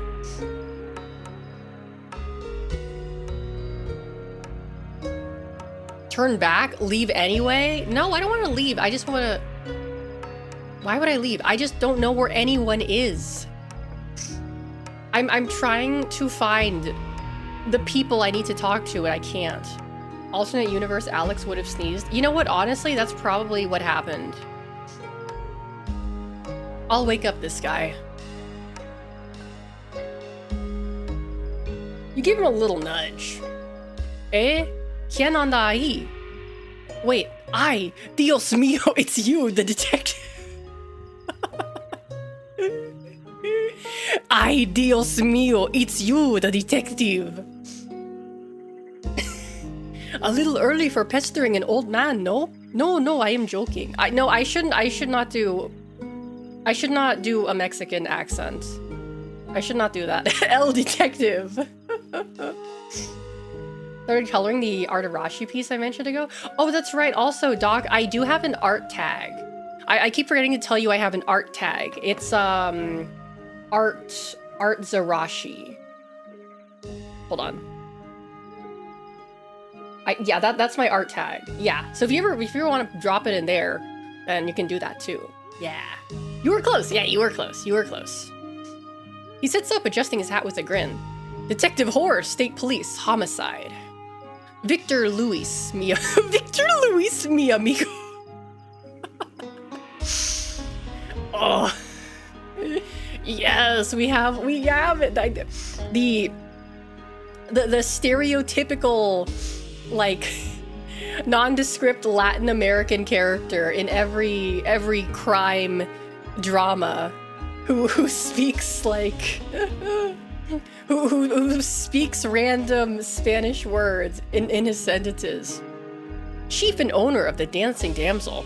But these days, the town's quiet as the bench during the afternoon.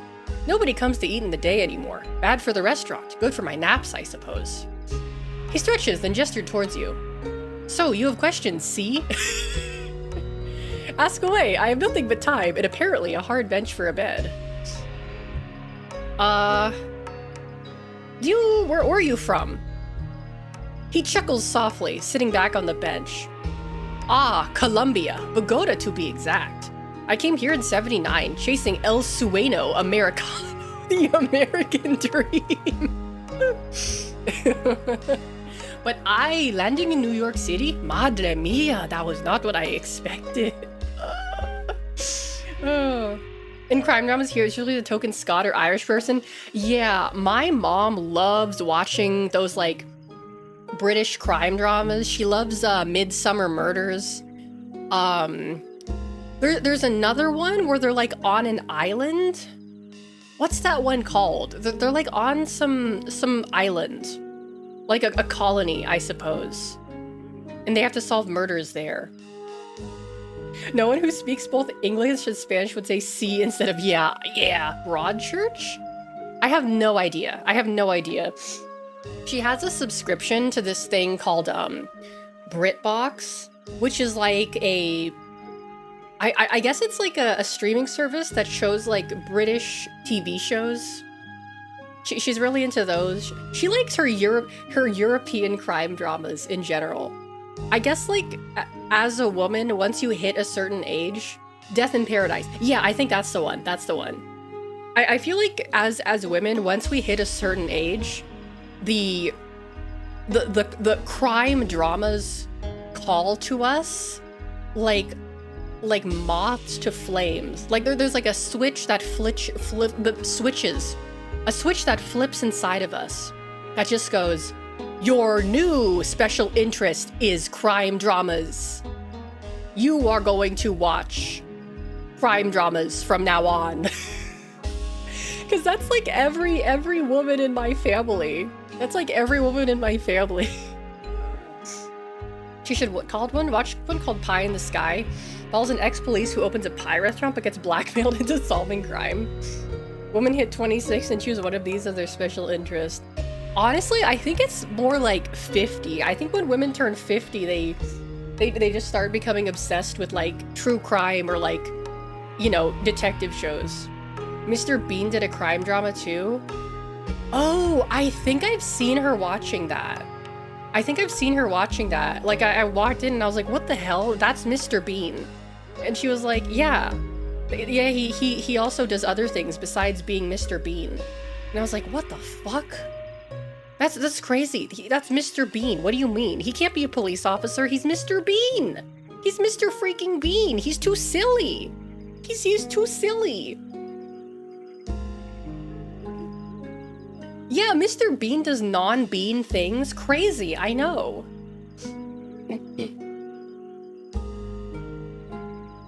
He can be a really good serious actor sometimes. It was noisy, crowded, and fast. Too fast for me. But while I was there, I met someone. Sorry, there's like a gnat that flew in front of my face. I'm just still imagining Zangief sitting down at a talk show with Don Salvage, Eric Andre, asking him his opinion on birds, while DJ, Hannibal Buress for DJ? Oh, standing behind him eating pretzels. Wait, that's good though. Hannibal Buress for DJ? That would go so hard, but I think Hannibal would have to like actually get shredded. No, I think it would be funnier if Hannibal was just like, if it was just Hannibal wearing like a DJ's outfit. Like he has his like stomach out. He's got like the sunglasses and the outfit and the flip-flops on. But he's just like he's just like his normal physique. Una mujer bonita from Buckfield, of all places. She convinced me to come back here with her, and for a while it was good. Real good. His tone softens as he gestures around, his voice becoming wistful. You wonder if she was the dancing damsel. She's long gone now, but I stayed. For a while I worked at Birchwood. Then one day I decided, Victor, if you're going to work, you might as well do what you love. So I opened the restaurant. Business was good for a while, but these days... He shrugs, a mix of resignation and humor in his voice. Since the mall started to fall apart like everything else, we're all just surviving here, mi amigo. But hey, that's life, no? Did you know Emily? He leans forward, rubbing his chin. Ah, Emily, la niña with so much energy. She used to come to the restaurant sometimes, always with her little group of friends. Nice girl, but... Victor shakes his head. I didn't like her boyfriend. No, not at all. That Chico was trouble. I could see it. I think he was buying her drinks, you know? A young girl like her doesn't need that kind of thing. And me? I don't need trouble with the law if someone finds out. This is the good camp, exactly. I warned her, pero ya sabe. What do young people listen to these days? He sighs, crossing his arms. Other than that, I didn't see her much. Shame what happened. She didn't deserve any of it. You acknowledge him with a slight bow of your head, expressing gratitude for his time. Thank you for your time. Don't catch heat stroke out here, Victor. I'll be fine, amigo. You come to the damsel, okay? Maybe business is slow, but I promise you, my food, el mejor in all of Orchard County. Vaya con Dios. The overdone, unnecessary, and a little bit offensive stereotypical Latino. I love this. I love this so much. There was like a Tumblr post, God, that I saw ages ago that was like parodying like these like generic characters in like these crime dramas, the what is it, the token like Latin American. Hold on, let me see if I can find it. I don't think I have it saved.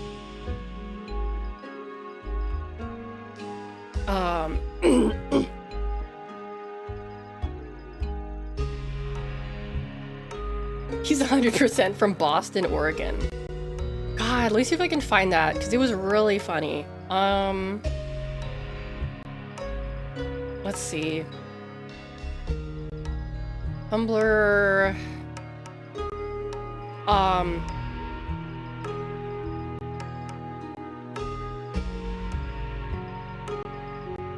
Oh my God, what was that post?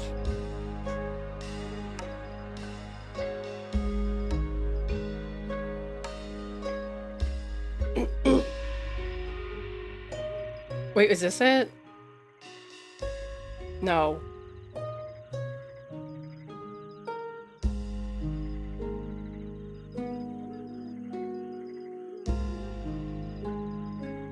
Oh my God, that post was so funny. I wish I could find it. The man who created Black Mirror produced a parody of crime dramas. One of the detective keeps mentioning she's a lesbian. Oh no.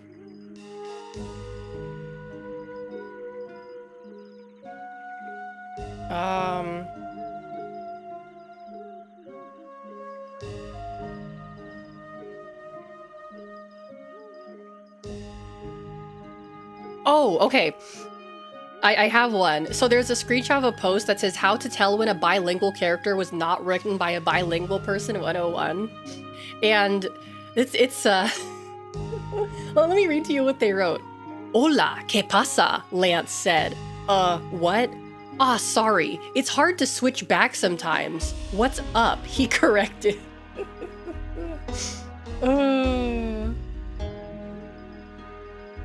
Yeah, does anyone ever just like forget what language they speak sometimes? Does that ever happen to you guys?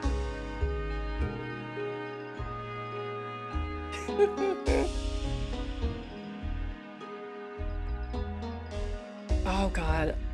Where is that post? I wish I could find it. It's like parodying this exact thing.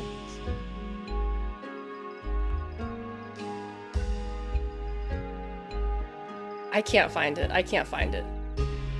But either way, I'm delighted by this. I'm delighted by this. It's kind of like, you know how in an anime, when there's like a random there's like a character who just says like random words in English for no reason. It's like that. I love those characters. It's so funny to me. It's like, yeah, man, just keep saying random things. Like, oh God, what's his name? You know the guy with the blonde hair from, oh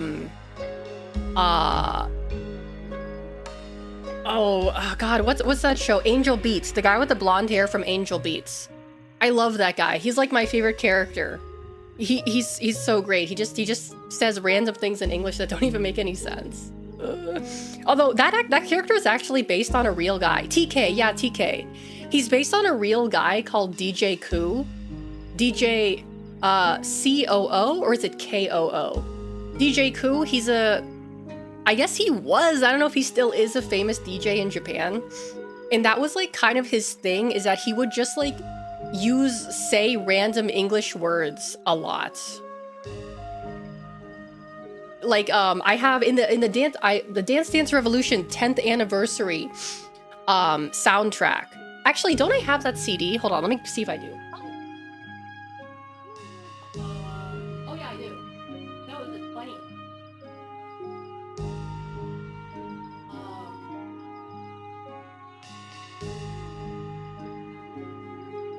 Oh yeah. So I have it right here. The Dance Dance Revolution 20th Anniversary Non-Stop Mix, mixed by DJ 𝐞𝐫. He got arrested for public indecency in 2011. Wait, DJ 𝐞𝐫? You know what? That doesn't surprise me. That doesn't surprise me at all. I feel like when you get like that famous in the music industry, it just kind of happens.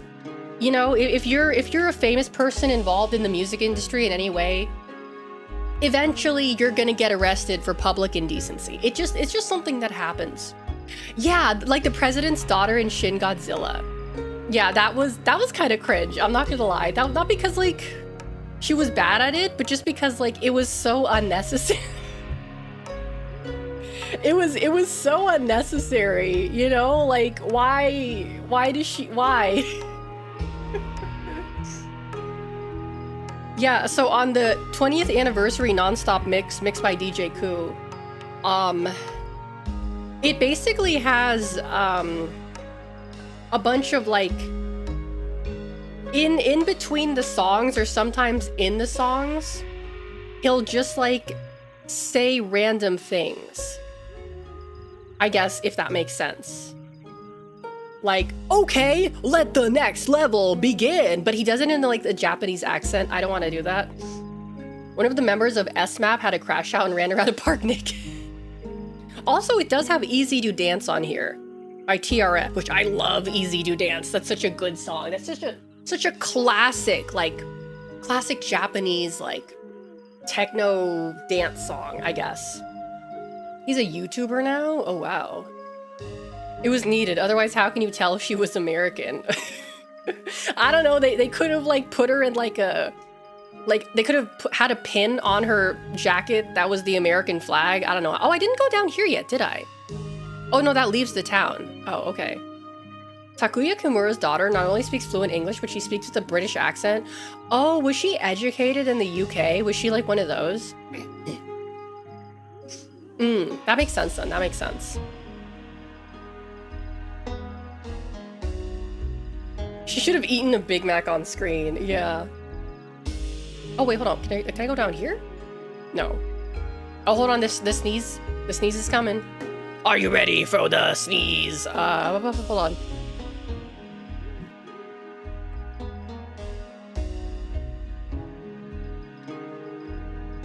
I actually sneezed that time. Yay. She went to an international school? Rub? Oh, I can rub the fire hydrant? Let's rub the fire hydrant. Oh yeah. This simple touch is enough to stir something deep inside you. Detective, is this town making you lose it? I like, is there like a map I could consult? Doesn't seem like there is. Oh, there's a graveyard. I didn't friggin' see this.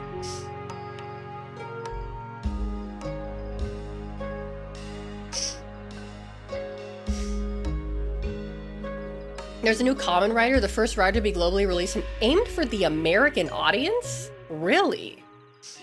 That's interesting. Oh yeah, I found out recently that, you know how like, those like Sentai series always have like those crazy explosion scenes? So apparently all those explosion scenes are filmed at this like specific place in Japan. It's like a... I don't know how to describe it. Like an empty lot. Not like an empty lot, like I mean, I guess it is like an empty lot in the mountains that they just film like the rock quarry. Yeah, the rock quarry. Yeah, an old quarry. And apparently like people like make reservations to have like wedding pictures taken there. And it's booked up like a year in advance, which is really funny to me. Like you get like a wedding picture taken and there's like an explosion in the background. That's really funny.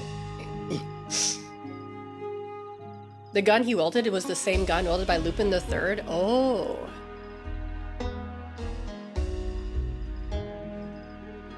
Yeah, it does sound awesome, right? The best idea for a gender reveal party? I don't think they do gender reveal parties in Japan. I don't be honest with you. I've never heard of such a thing happen over there. I think they're just like, okay, here's the baby. It's a boy. Everyone knows now. You can also buy napalm there for the explosions. Oh my goodness. Because they're sane. Yeah, exactly. Okay, you know, maybe I should... Oh, the statue. That's right, I was gonna look at the statue.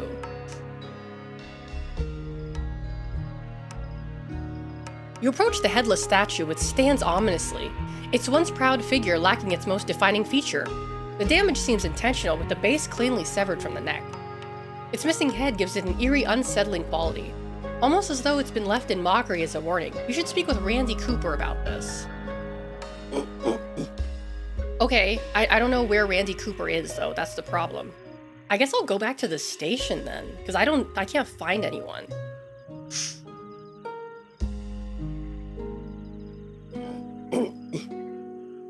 But you're talking with you again. No, she doesn't want to speak to me. Okay.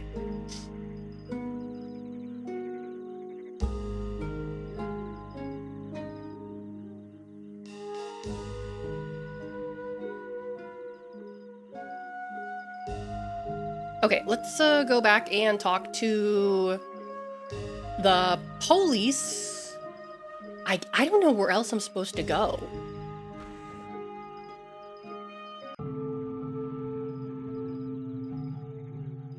Speak with Laura?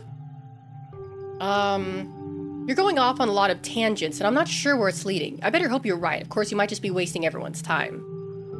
That's helpful. That's how real detectives feel. Oh, God.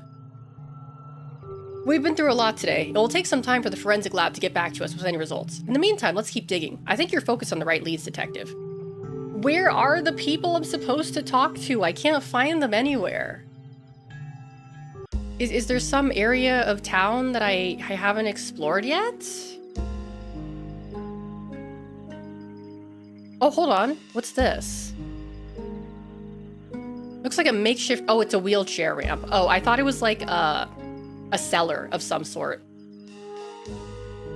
Yeah, but that adds... The emptiness adds to the creepiness, you know?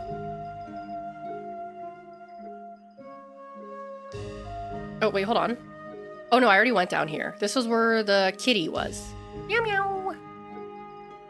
Can't go down here. I tried knocking on the door and no one was home.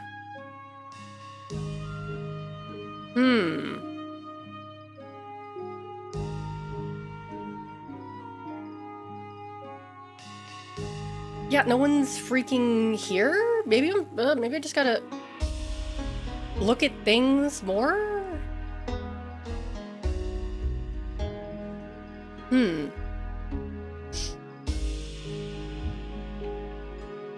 Don't you have a clues menu that says, oh, this is the lead? Well, that's what I can't figure out. Oh! Wait, options? Satchel. To-do list. Speak with Linda Johnson.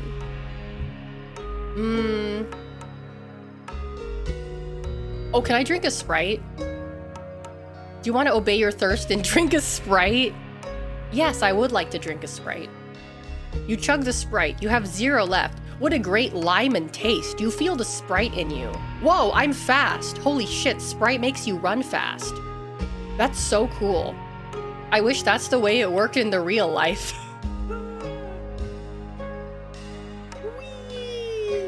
What kind of alcoholic self-talk is that? I knew a guy who thought the dog's name was literally Blue's Clues. What are you talking about? That is the dog's name. First name Blues, second name Clues. I mean, last name Clues. Let me actually go to the menu again. Clues, testimonials, contacts.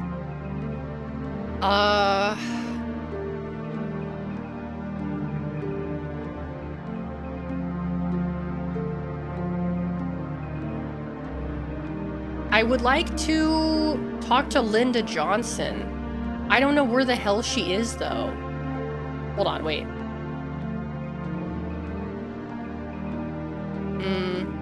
Oh, hold on. No, that doesn't do anything. Okay. Whee! In your universe, maybe. There's like anything here that I just missed? Where do I find these people? I don't know where they are.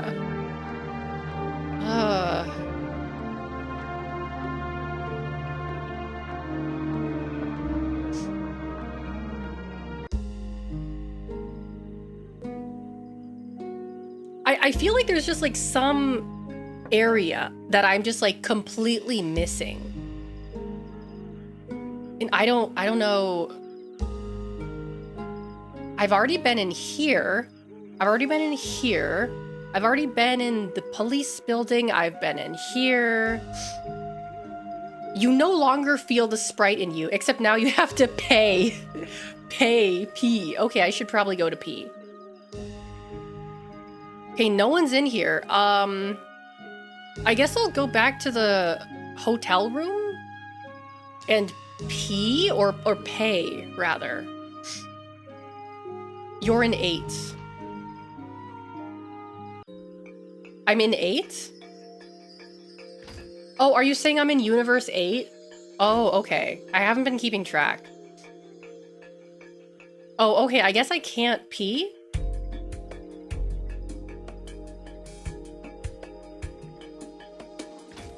Say it again?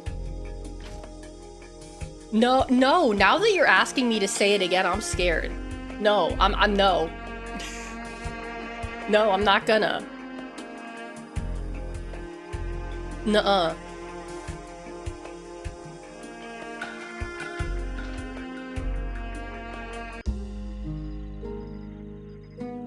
You're innate.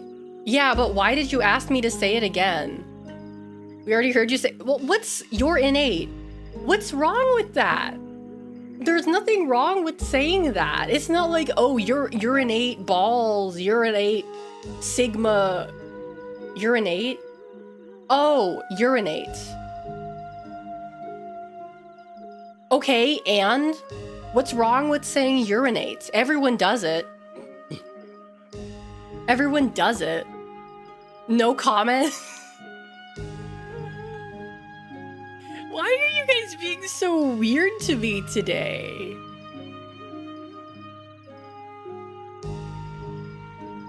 What was this saying?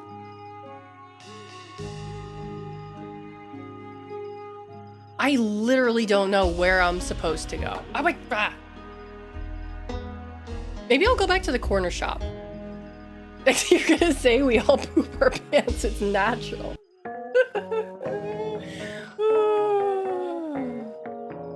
The joke is you must pay? Yeah. What's up with this doll? Okay, what about back here? I'm not allowed upstairs, that's fine. Oh, can I just get another Sprite? Can I also get a Coke? I'll get a Coke. I want to see what the Coke does.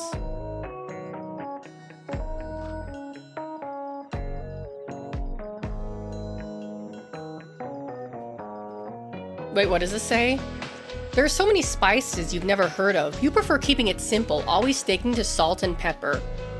White person spotted! Silence, Whitey! Silence, cracker! No, I'm just kidding. Actually, no, I can say that. Oh, this is the toilet. Oh my god, I'm pooping and peeing? Silence, cracker, barrel patron. Am I done? Okay, I should wash my hands. Are you gonna wash your hands, brother? It's a Diet Coke poster featuring pop singer Paula Abdul. Just for the taste of a Diet Coke, you begin to hum to yourself. I do love a Diet Coke. I think I allowed the word cracker on my stream. I think someone said it once and Twitch auto-modded it. And I was like, that's hilarious. I'm gonna unflag this word. She danced with the furry? Really?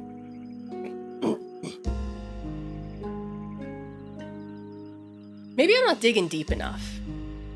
I am a detective after all.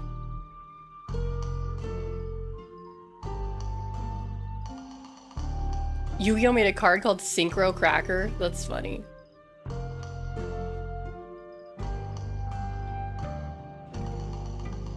Apparently there's like a new like release or a new pack or a new cards or something.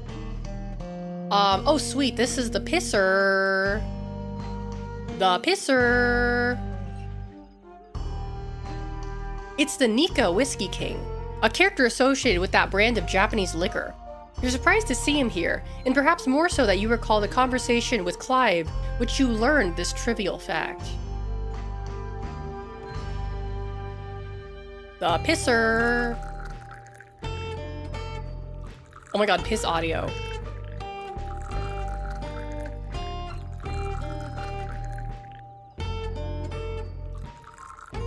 Damn, dude, you almost done? Okay.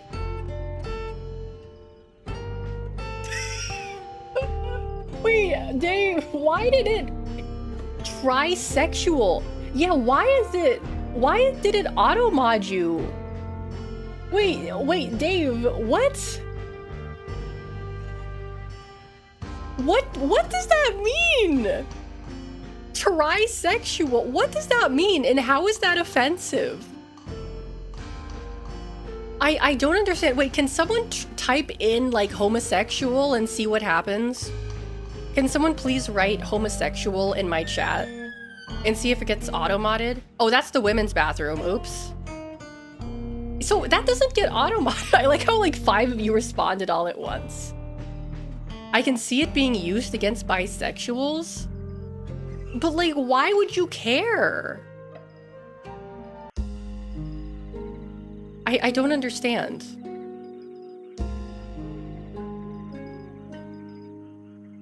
That's so funny. Also, welcome in, by the way. Oh yeah, I mean, I guess when you say it that way, 𝐿𝐿𝐵. But like, try. What does that refer to?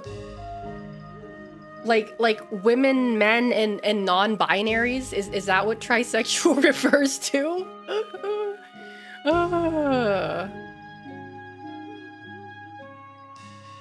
What the fuck does that mean?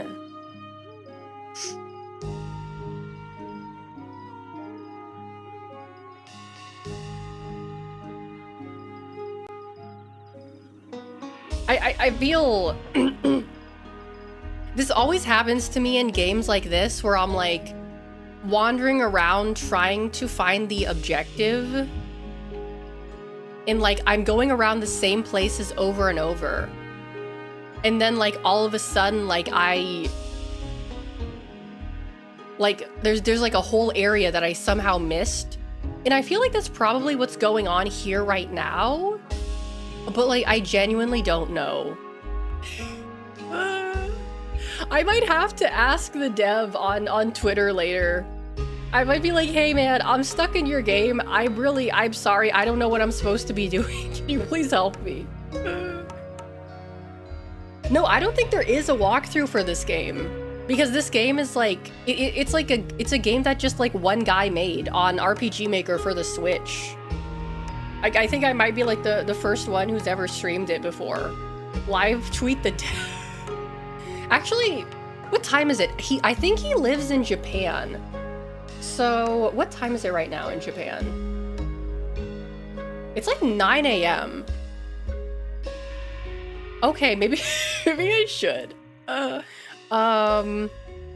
Let's see. I thought I exchanged DMs with him, but I can't find it in here.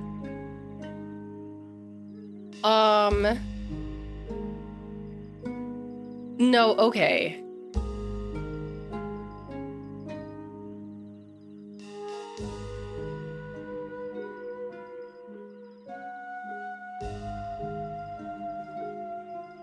I don't know.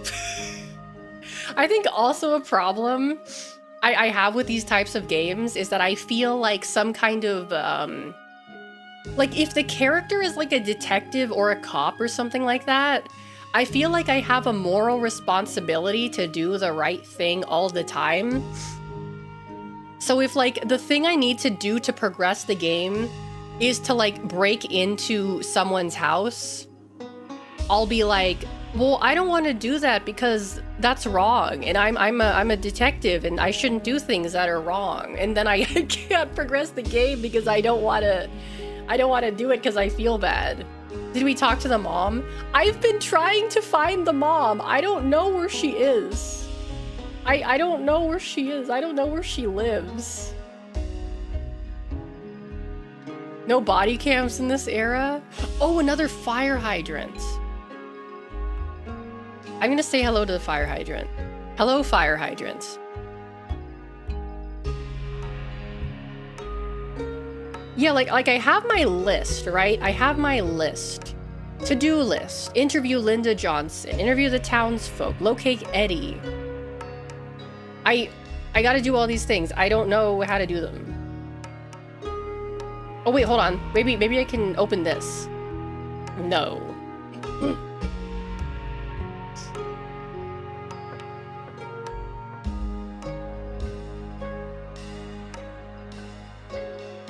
There's gotta be someone that, like, I haven't exhausted all of their dialogue.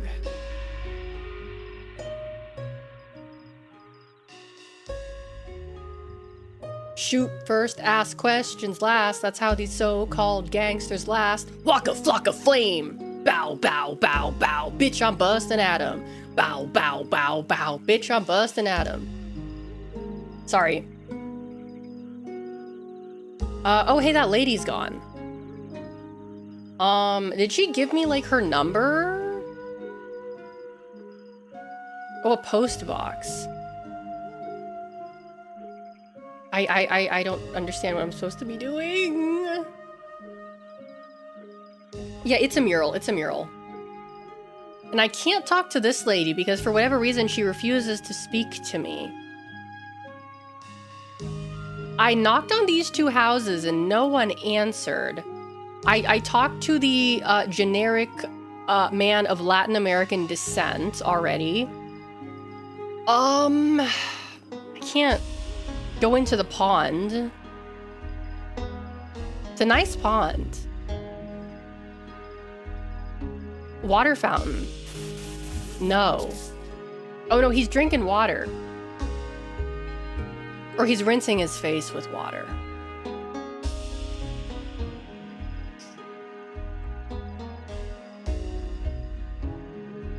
Let me look around here.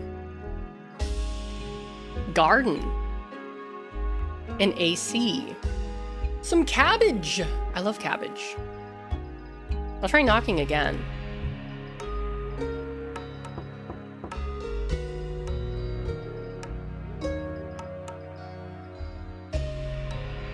Perhaps you should come back later. So clearly I need to pass the time.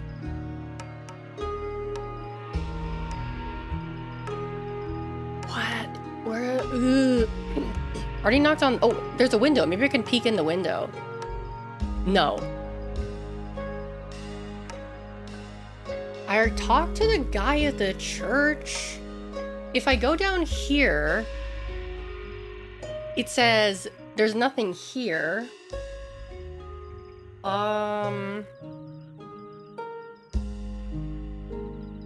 Nothing down here.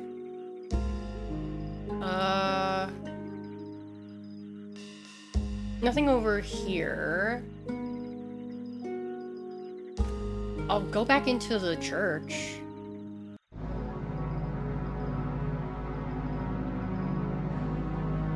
He's not here anymore. Oh no, there he is.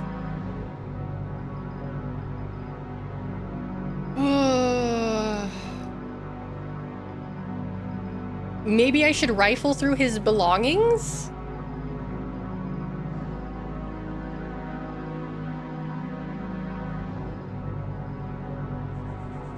Oh, there's a phone here. Yeah, let's call headquarters. They can't give me a hint, can they?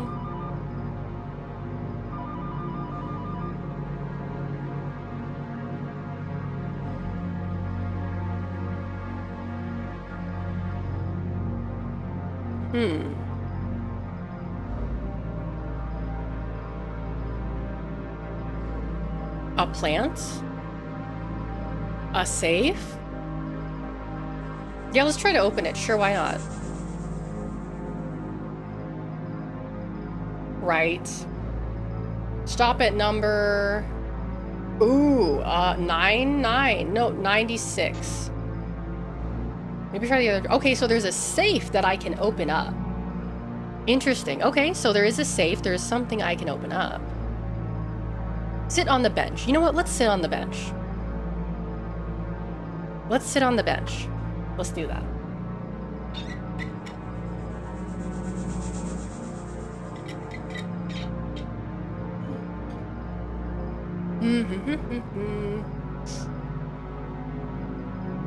Is it safe to open it? Good question.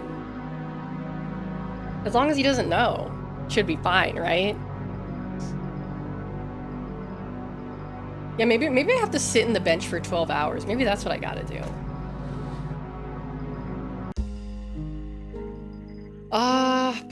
What does this say?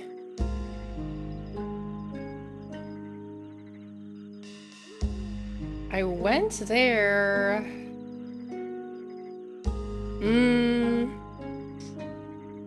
I'll try going. I can't go back here.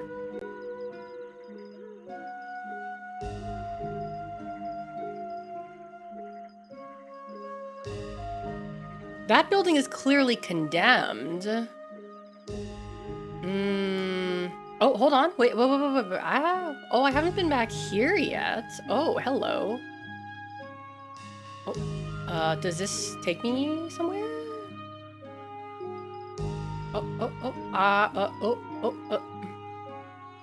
Come on, give me something. Give me something. Give me something to work off of here, please.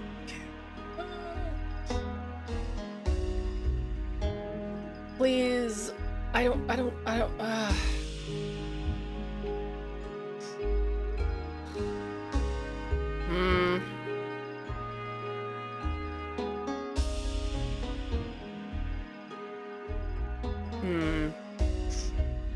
Yeah, I know. It's like I can get back here, but there isn't anything for me to see.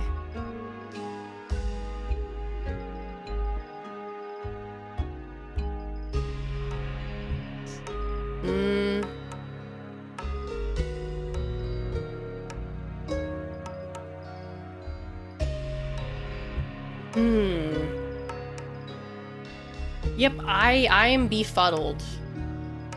I'm befuddled. Hold on, wait, hold on. I can't go over there, damn it.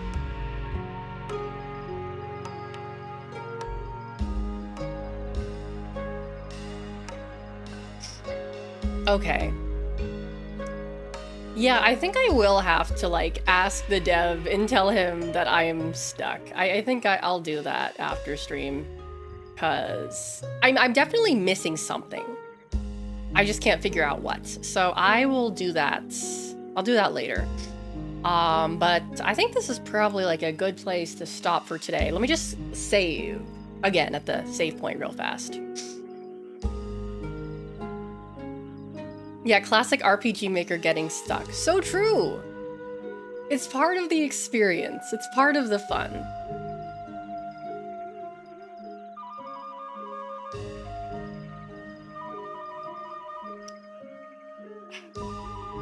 Okay. Yep, save. Okay. Oh, Montes, hello. Welcome in, welcome. I brought dishonor to your game. Let me go back to the title. Options. Command memory. I don't know what that is. Okay. I do want to continue playing this game. I think I will continue this next week. It's not on my schedule though, but I will plan to put it in there. Speaking of schedules, I have mine. to show you guys. Where is it? Here it is. So, we're gonna be doing co-working on Irium at the usual time. Monday, Wednesday, and Friday. Command memory is like if you were in a battle, then you're... Oh, okay. Thank you, 𝐿𝐼. Thank you. We'll be doing co-working, continuing Metal Gear Delta.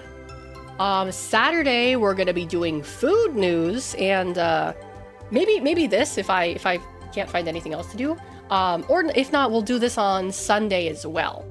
But yeah, that's my schedule for this week. Let me see if there's anyone we can say hello to.